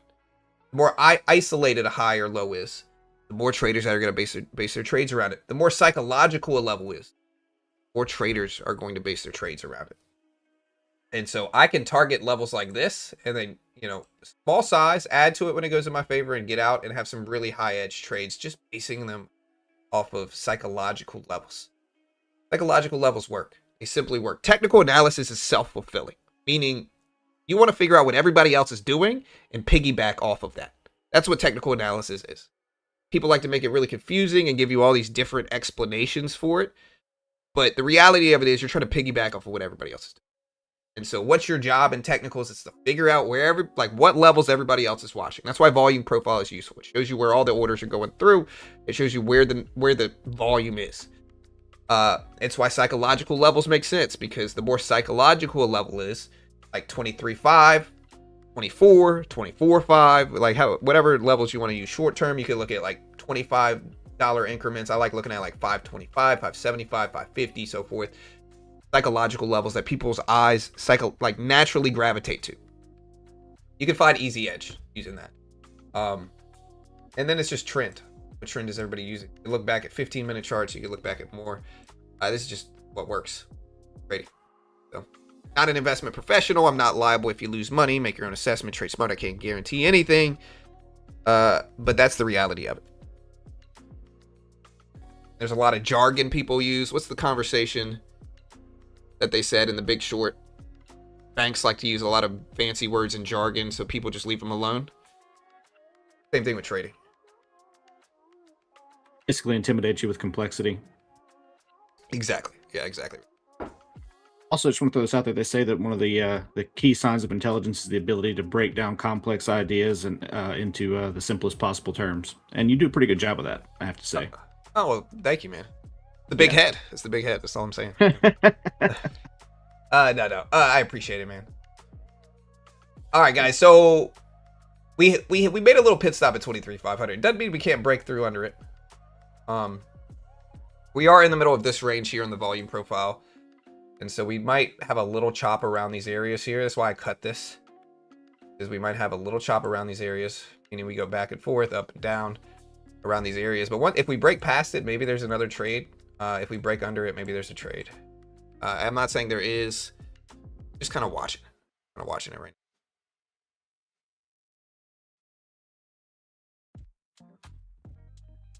So you still getting feedback from me, or is it gone? No, it's gone. Okay. Might just be my air conditioner when it cuts on and off. Yeah, it's possible.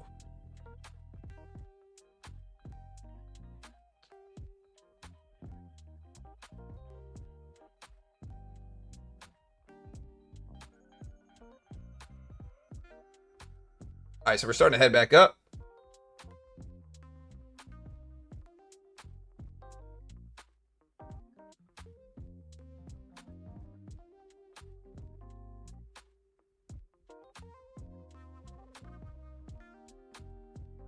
Remember, guys, Lucid has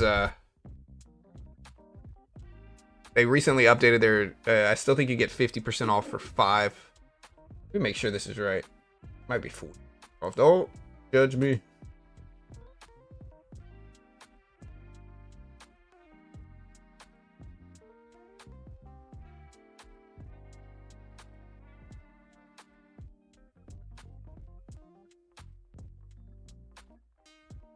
Yeah, so it's 40% off. Any eval limit is 5 per trader. Use coupon code BGT. It's valid through May 17th, so we got some time. Again, so for 5 uses, you can get 40% off of Lucid. Code BGT. All right, so again, look, we're in the heat of the volume profile here. Nasdaq's starting to turn down, but this is the highest chop area here. Anywhere close to us, like this area right here. So what does that mean? That means we can just kind of chop sideways.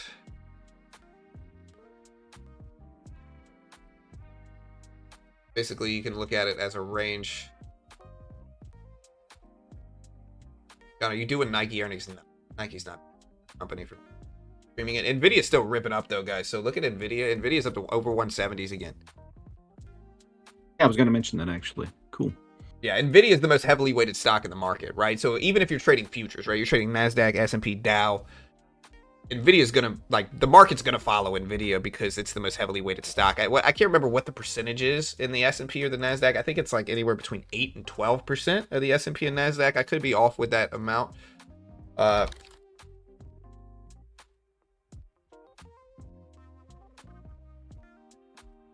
it's 8.5 to over 13%, depending on the specific real-time tracking. So I was pretty close. All right, here we go. Nvidia rip it up. Nasdaq getting to the top of that range again. We were at 550. So you can watch 550, same thing, whole dollar number right here. 550 is right here. I'm not saying it's going to stop here. It's less of a psychological level than 23.5. So yeah, it's not stopping. But it's just levels I'm watching. You think it'd be a good or bad idea to buy Nvidia right now? Depends on the time frame, dude. Like in long-term, Nvidia. Long-term?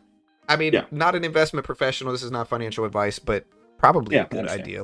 Probably a good idea, especially right now when it's down to like 170 or whatever. Just because over time, I've talked about this many times, but AI is going to grow exponentially. It is getting enwrapped in everything we see or do. Now, short term, we might see crashes, we might see corrections, and it might struggle short term. Long term, it is going to make boatloads of money almost certainly. Based off of the, again, what I always try to explain to people. People can look at AI now. AI has its flaws. I get it. 5 years ago, Will Smith eating spaghetti looked like a crazy person, right? Now, AI Will Smith eating spaghetti looks very real. Very, very real. And if you extrapolate that trend over the next 10, 20, 30 years, AI is going to be crazy, crazy good in 5 years. You know, it's going to be mind-boggling good in 10 or 20.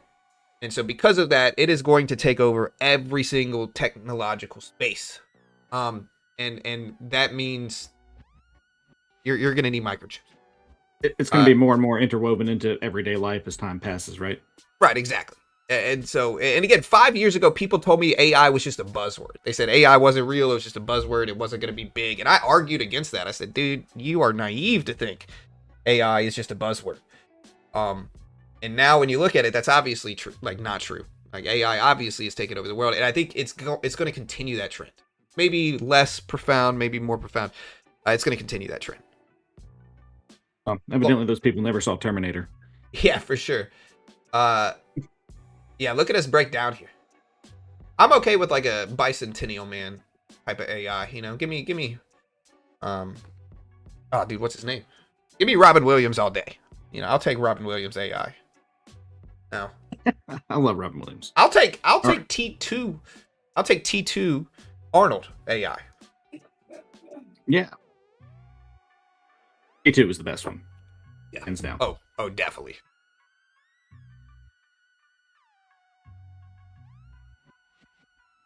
All right, guys, so we're starting to pull back a little bit here. Yeah, I agree. RIP, Robin. Yeah. Someone says Bitcoin is ripping. What's it at? Bitcoin is all the way down. Or no, Bitcoin is up on the day.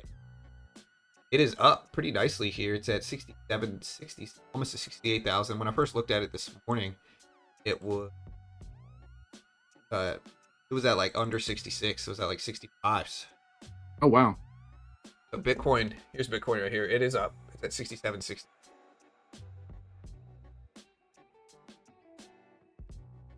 Oh, man.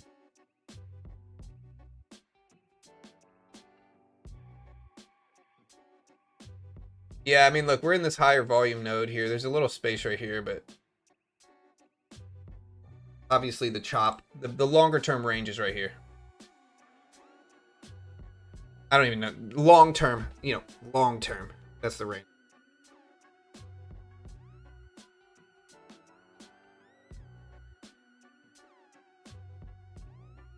You want Jarvis? I want Hal from 2001: A Space Odyssey.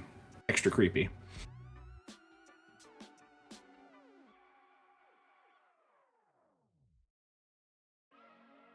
right, so here's the range here, guys. Here's the range.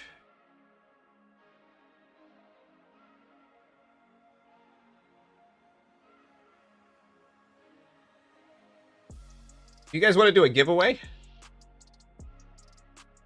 Yes or no on the giveaway? Of course, I think the answer is going to be yes.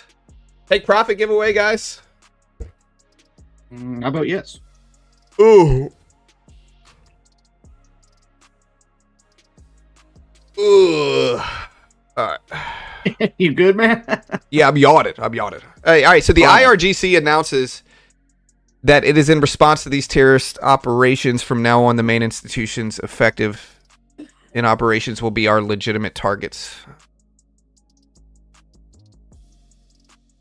Anybody buying gold right now? Yeah, this is the volume profile right here.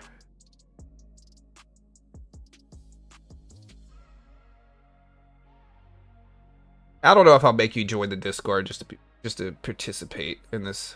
I'll give it away regardless, even if you're not in the Discord. How about this? Follow me on X at Beginner Traits. All right.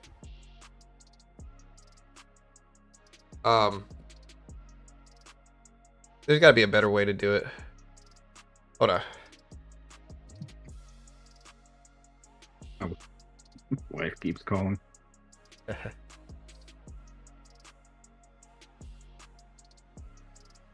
Sorry, I don't know why. It just tickles me. Because she calls a lot, dude. She calls a lot, honestly. I love her, but she calls a lot, bro. She'll be like, hey. I'll be like, hey, baby, I'm streaming right now. She'll be like, oh. Well, what are you doing today? I'm like, trying. All right, let's see. Giveaways. All right, so we're going to do a giveaway to chatters who type a random type of keyword. All right. We're in the chat right now. I'm going to take away moderators. We'll do channel members. Viewers, regulars, channel members. The keyword is going to be exclamation point BGT. All right.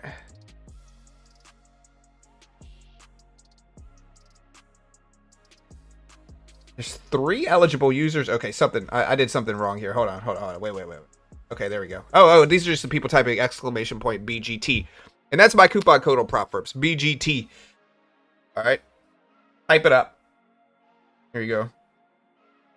I'll let this run for a second here. Let this cook a little bit. And then, yeah.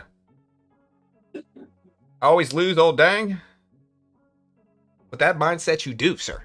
That mindset you do. I believe in you today.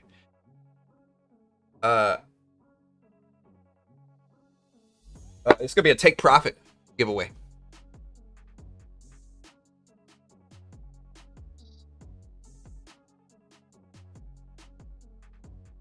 I think you only have to do it once. These are just, so far there's 35 users in this giveaway. I think you only have to do it once. I don't think you have to keep doing it. If anybody keeps posting it, you don't have to. Bro, I was the first. It's not about who the first is. You doing exclamation point BGT is just you signing up for the giveaway. I'm not picking it. Nightbot is picking it. All right. I can't control this. All right. It's not you. It's me. Hey, my guy. Thank you, Anonymous $. I appreciate you, brother. Thank you, sir. Hey, shout out to all the people that followed me here. I just got a bunch. Maybe I should do this more often, dude.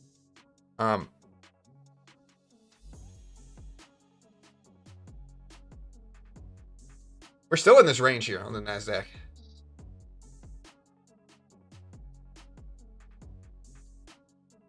I don't care about the contest. To be honest, I love the content, brother. Thank you, my friend. I appreciate you, sir.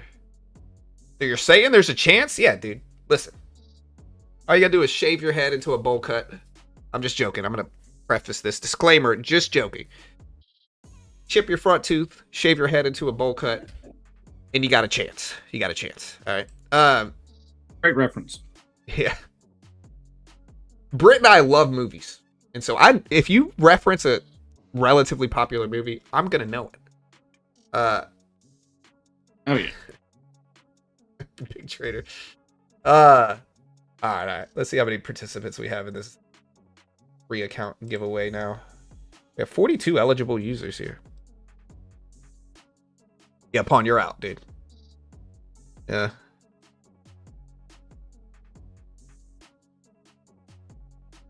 I don't know. No hair is kind of like a natural bowl cut. You know, I don't know. Yeah, that's true. That is true.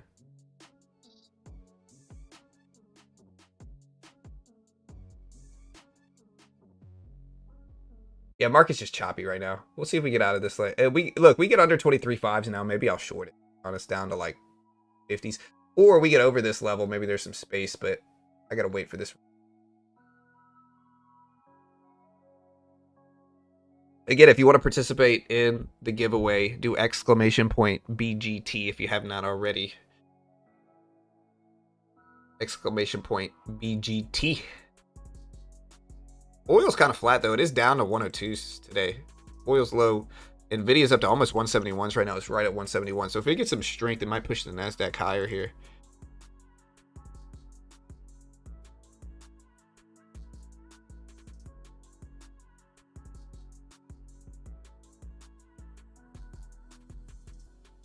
Left runners on Nvidia.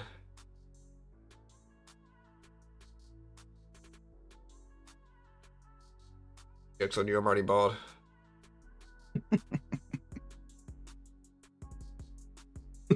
Someone said I called him a bowl head. I meant it in the most loving way possible. He did. I felt that. You know.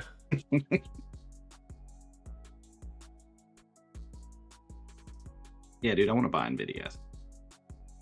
If you're holding for like 30 years, Nvidia's super cheap. Oh, yeah. Right now, obviously. Yeah, I mean, I totally meant long term. Yeah.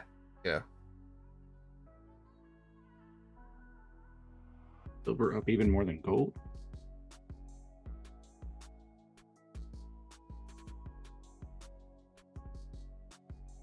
All right, we're at 560s right now. 560. How many giveaway?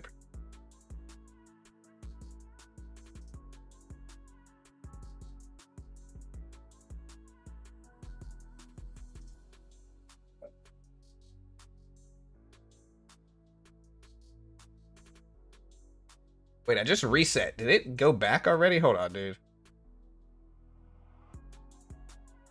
Where I didn't mean to do this, guys. Hold on.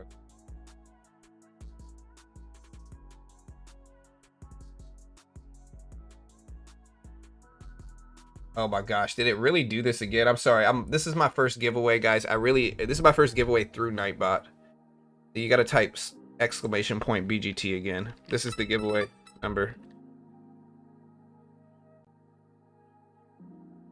I'm sorry. Dude, I just screwed it up. I'm dumb. Gotta type this right here. Guys, I'm sorry. Do it again.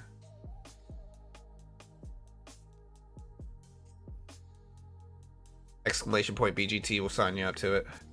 Alright, you guys jumped right back in. We got 20 plus people. Alright. I was the winner, I think. Oh, okay. No, Nightbot randomly picked. Guys, BGT, not BJT. BGT. It's beginner trading. BGT. Yeah. Yeah, let me know what the abbreviation stands for. Boomer's gonna trade. Yeah, I like that one, Pew. Yeah, BGT. NASDAQ towards the top of the range here.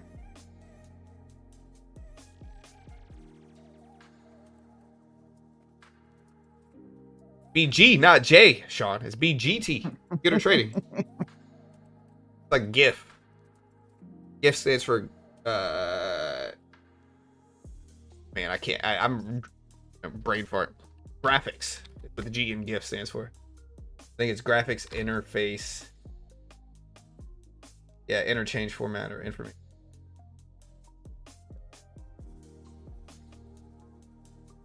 Graphics interchange format. Yeah, that's what.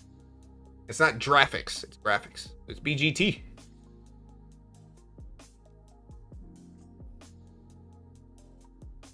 All right, guys. So we are hanging out, living life, waiting. Do this giveaway. Yeah, we had the U.S. Dallas Fed Service Index happen. Make sure I don't mess this up again. Yeah. Okay, so yeah, it's short for graphics interchange format. Yeah, but BGT. I got the G right. That's right, Pew. How are you feeling about taking anything OPR or not? What? Taking anything? You mean trades?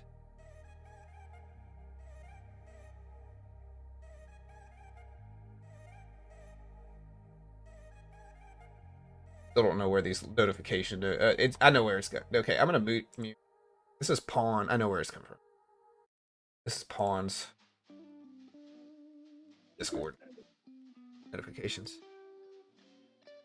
All right, guys. The giveaway is gonna be pretty soon. Haven't already do exclamation point BGT. We're gonna do it. We'll give it away in 2 minutes.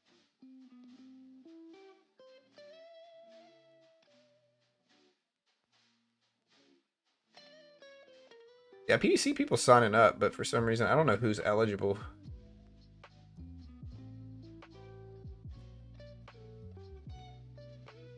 So, Pew, out of curiosity, why'd you say not to buy NVIDIA?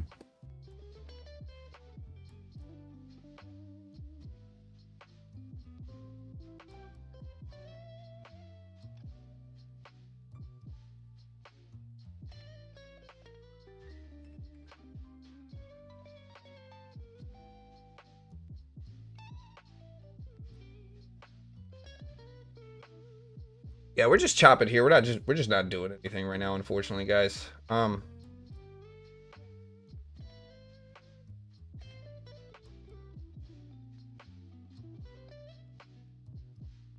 not talking about this decade. Like I said, 2030 time frame. You don't have to keep typing it. If you're already in there, you're in there. The win. You in here already? You call up my 15 cousins to come on live so I can have 16 chances.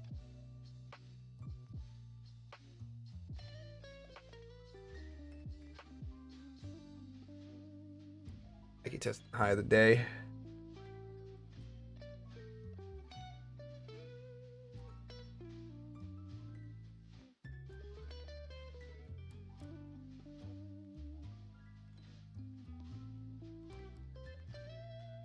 Hey, what's up, 88?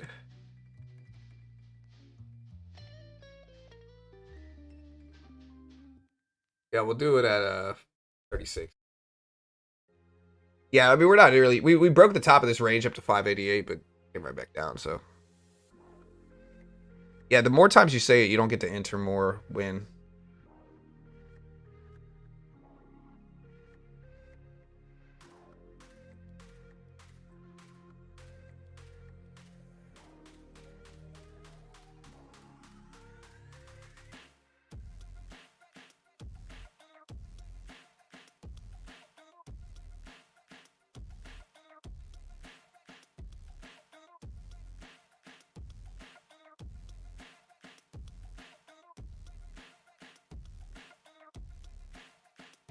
All right, so we are starting to fall back down here. Didn't know how to respond in turn.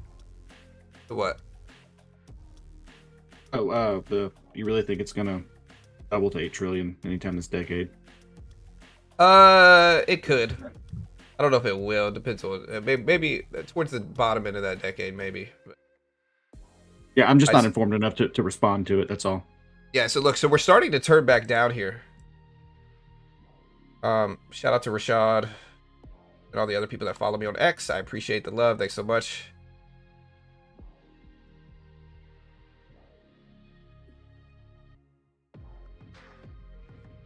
I appreciate you answering me, Pew.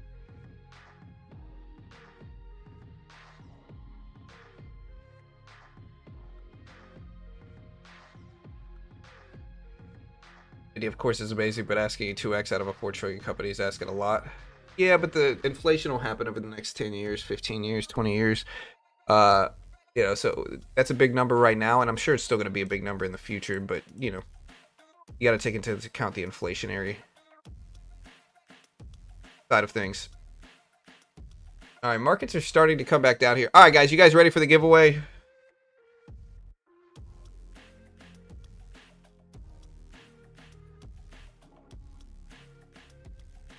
Let's do it. I'm pumped. I want to see who won.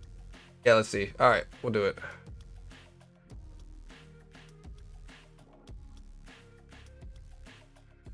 All right.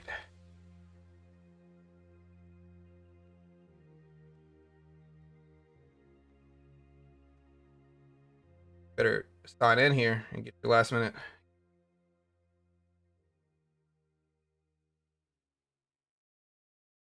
Ola, you don't have to keep typing it. Oh, you got it right. Okay. I wouldn't say that I necessarily have a signature dish, but I don't know. I make a really, really good stuffed artichoke casserole. I need to like on Twitter or what? I mean, it's gonna randomly pick one of you guys.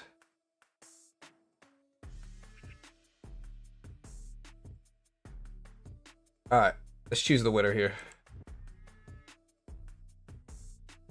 Oh, I think the winner is Max. All right, guys, Max, you won. Does it say it on the screen, or do I have to show you my screen? No, it doesn't. Oh, yeah, it did say. Congratulations, Max. You won the giveaway. Nightbot's a cheater? I know, you're still asking for justice, Pew. After that last one, it spun out of control. I couldn't handle it. I had to, you know, we're automated with the giveaways now, brother. We're now automated with these giveaways because, you know, that's how it goes, apparently. We got to automate this stuff. You got to take the human element out of it. That's right. That's right. That's a dirty cheater. I don't know why that's funny. Yeah, we gotta be modern here. All right. Anyways, we're testing the bottom of this range here on the Nasdaq. We are testing the bottom.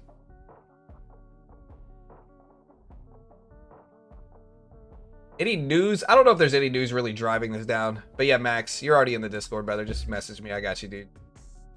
Discord. You can say it in the main day trading chat section. And again, if you have not joined our main day trading chat section here of our Discord, look at all these lovely things over here, bro. You're just communicating in this Discord. But yeah, Max, send me an email, bro. Join it.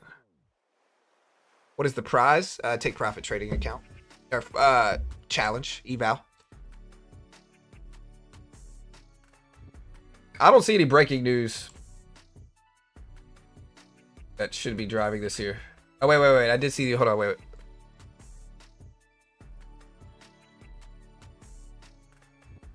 IRGC issued a warning against 18 American tech companies, among them Microsoft, Apple, Google, Intel, Boeing, stating that they will be considered legitimate targets in response to operations carried out by the U.S. on a post on X. So let's take a look at the companies they mentioned here. This is the Duck song, by the way. Yeah, so they issued warning against 18 American companies, Microsoft, Apple,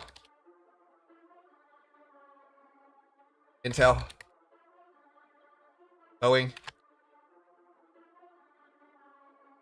Now, we're mostly seeing tech fall off a little bit. Nvidia is still up there, but Microsoft fell. Meta's holding. So this is Microsoft driven, Amazon driven, Apple driven. Link is at Beginner Trades, BEGINNERTRADES. Beginner Trades, at Beginner Trades. I think it might be biting off more than they can chew with that statement.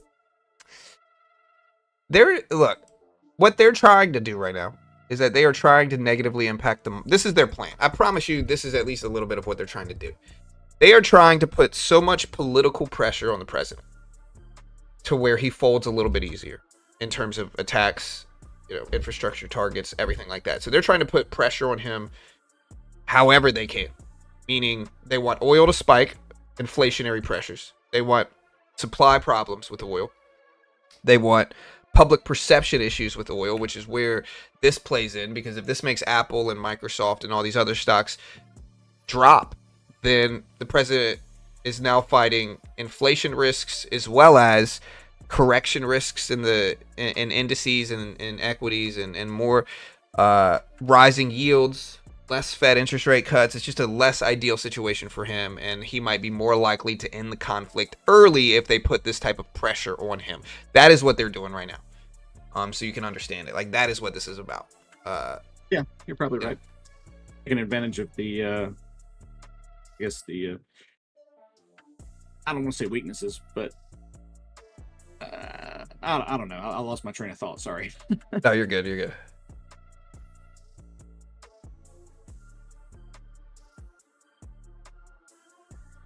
Oh, taking advantage of the vulnerabilities of a republic or a democracy. You know. Right, for sure. 100%. Do y'all want to do a lucid giveaway real quick? I can do a lucid giveaway. Thank you, John. I just typed it one more time to Woot. It's me. Yes, it's you, sir. It is you. I don't know if you were the guy saying you never won, but I guess the guy that said he never won didn't win.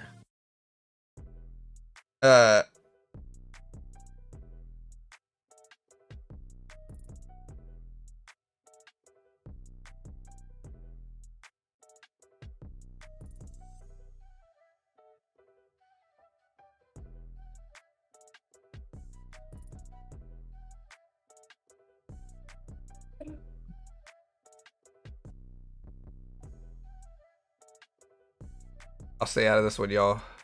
Appreciate the gift, John. Yeah, all good, brother. Yeah, things are starting to slow down. Apple and the NASDAQ are starting to turn a little bit more, though. Here's the NASDAQ here. It's at 2490s. 490s. Ugh, we'll see what we get, but we are very green on the day. Politics is the new weather. Yeah, that's probably true.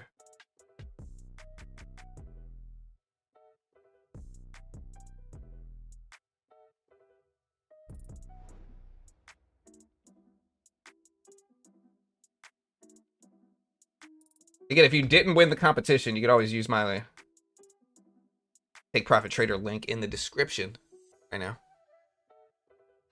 Help support your boy here on this channel. You can also use Apex. Apex has a 90% off sale going on.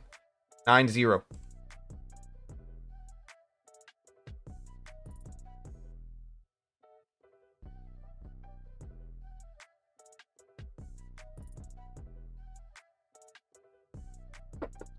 Shout out to everybody that followed me on Twitter. I appreciate it. Did y'all see the picture of Bruce eating the bird? I posted it on my X page if you look at it. You drop me a link.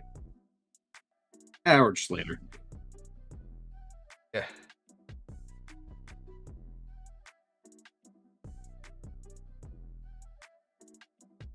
And Bruce just ate the bird. I'm not gonna put it up, but if you follow me on X, it might be on my X page at Beginner Trades. It's pretty brutal. It's terrible.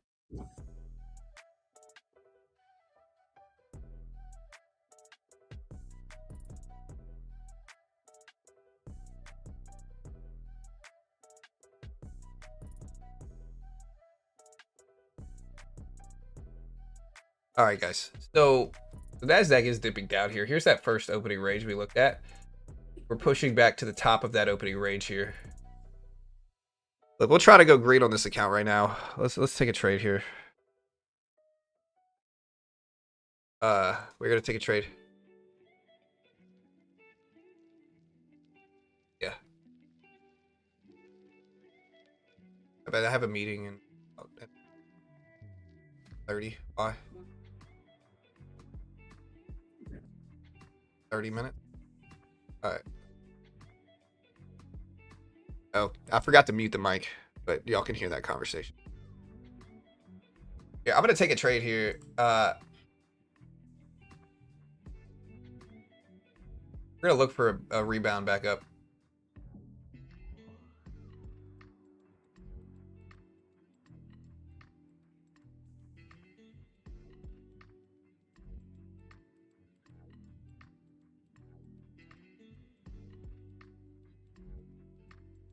Go.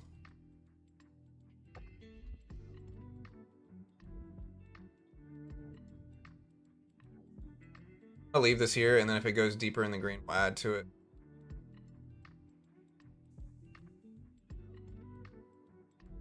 You guys red or green on the day, guys? Let me know. Are you guys up or down on the day? Yeah, max one. Oh my goodness. This trade. Worried about 500. I want to see us over 500 first. Same psychological level might act as resistance. Try to hold this break even. Close to it now. We're green on the day. But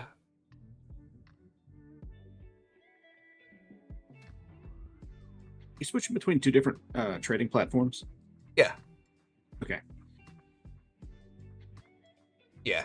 Trust me. I've got a bunch of trading platforms. Green. Red today. Close to even now.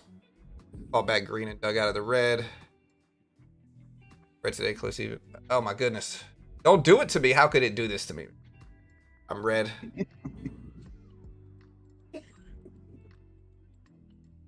All right, let's see if we hold. I'm not going to add to it. Like, we're kind of flat now. Green.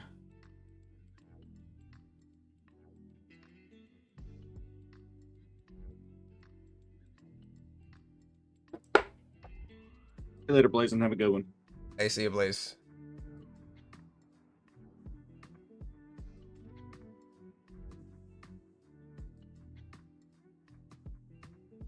Hey, the longer channel changes are great. I'll be back tomorrow, the next day, and the next day, and the next day, and the next day, and the next day.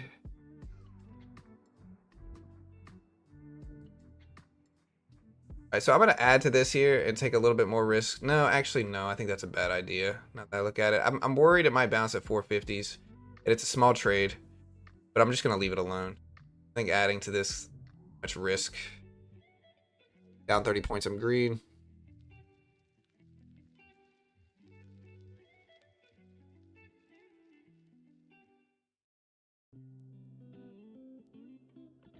It's nice to hear, Creamy. Thanks.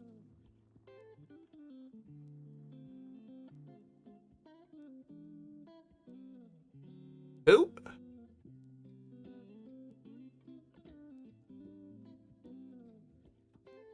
All right, I'm worried it might bounce at the 2. I'll let it maybe 440. Oh, creamy goodness. Yeah, yeah. Yeah.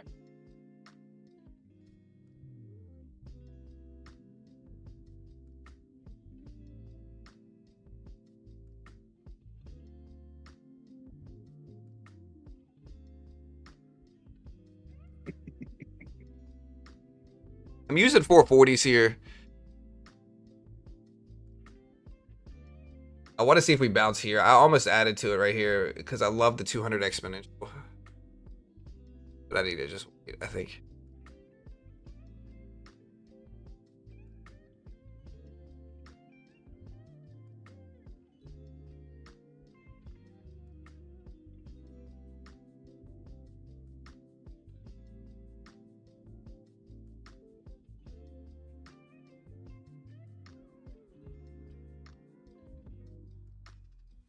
Crashing? Yeah, it's not looking good right now for me. That's for sure. Again, 440 is my risk, so we'll get a cut it if it breaks underneath this, which is very soon.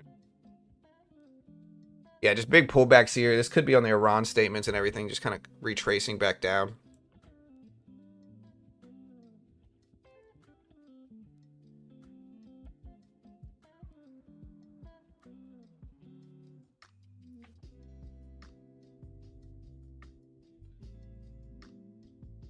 I do like 200 exponential. I just hope it doesn't push it back down now. We're still net green on the day, by the way, guys. We're just stuck around too long, traded a downward trend. I'm impressed, though. I want to be you when I grow up. I'm a great guy. I'm a great guy. I know it. I don't trust this market. The statement by Iran saying that they might target big Mag 7 companies and more is what it probably drug down the market here. Here's the Microsoft. Yeah, Microsoft turned all the way back down here. Not every Mag 7 stock, but it's enough of them to negatively influence things. Nvidia's been dipping down too. So.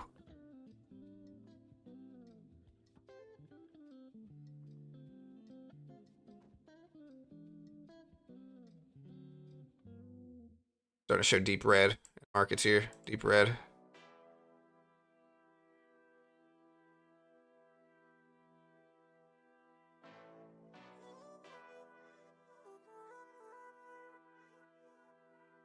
Red's still showing. Let's see if Nvidia bounces at 170. There's a chance it does, but there's also a chance we just dump down to chaos.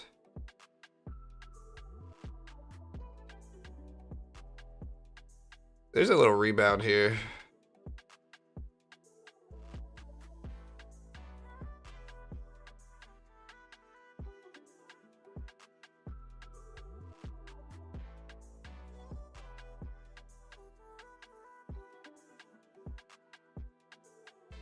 What do little crowns in the chat mean next to people's names? It just means they chat a lot. Okay. Yeah, it's just the crowns are signifying activity. Like the people with crowns are in the top something of chat activity. What it is. Okay.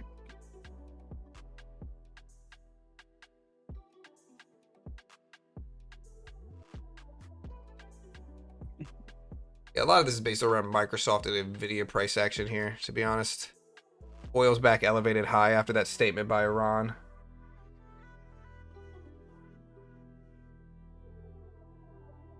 Gas prices rise to $4.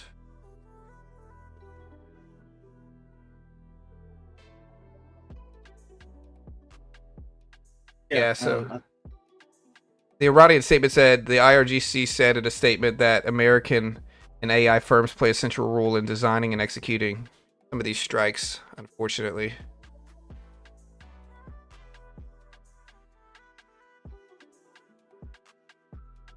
And now they said they might target them. Bad stuff going on right now. I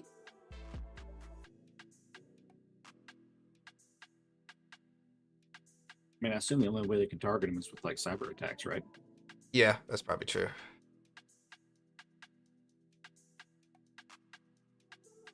Well, it's just AI is used a lot in defense now. What it is, I would say. Okay. But yeah, I saw that. Yeah, the first time since 2022 that national averages topped $4 a gallon. Yeah, gas is up for sure. That's been out here since early this morning.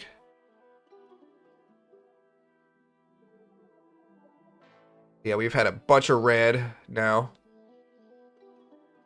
Watching Nvidia because I think Nvidia, one of the bigger influence here. Look at the NASDAQ start to turn.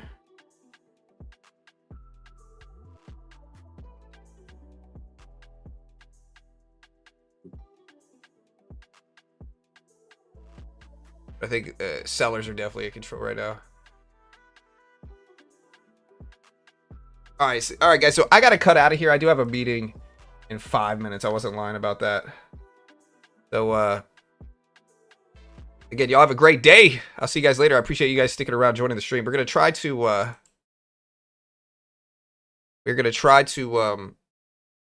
stream later like this every day regularly. So again, use coupon code BGT. Beginner trading BGT if you haven't already. We appreciate the love. Thanks so much for sticking around. Again, you can use Lucid right now. You can use Apex, has their 90% off sale going on that just started today. So check out Apex. Again, coupon code BGT. Great way to help support the channel. I appreciate the love. Thanks so much, guys. And y'all be careful today. Red is here. Red is here. I'll see you guys later. Y'all be good. Have a great day. Be safe in these markets. I'll see you guys later. Good talking, everybody. Have a good one. Later, chat. Not an investment professional, as the scroller on the bottom suggests. No, not financial advice. Later, guys.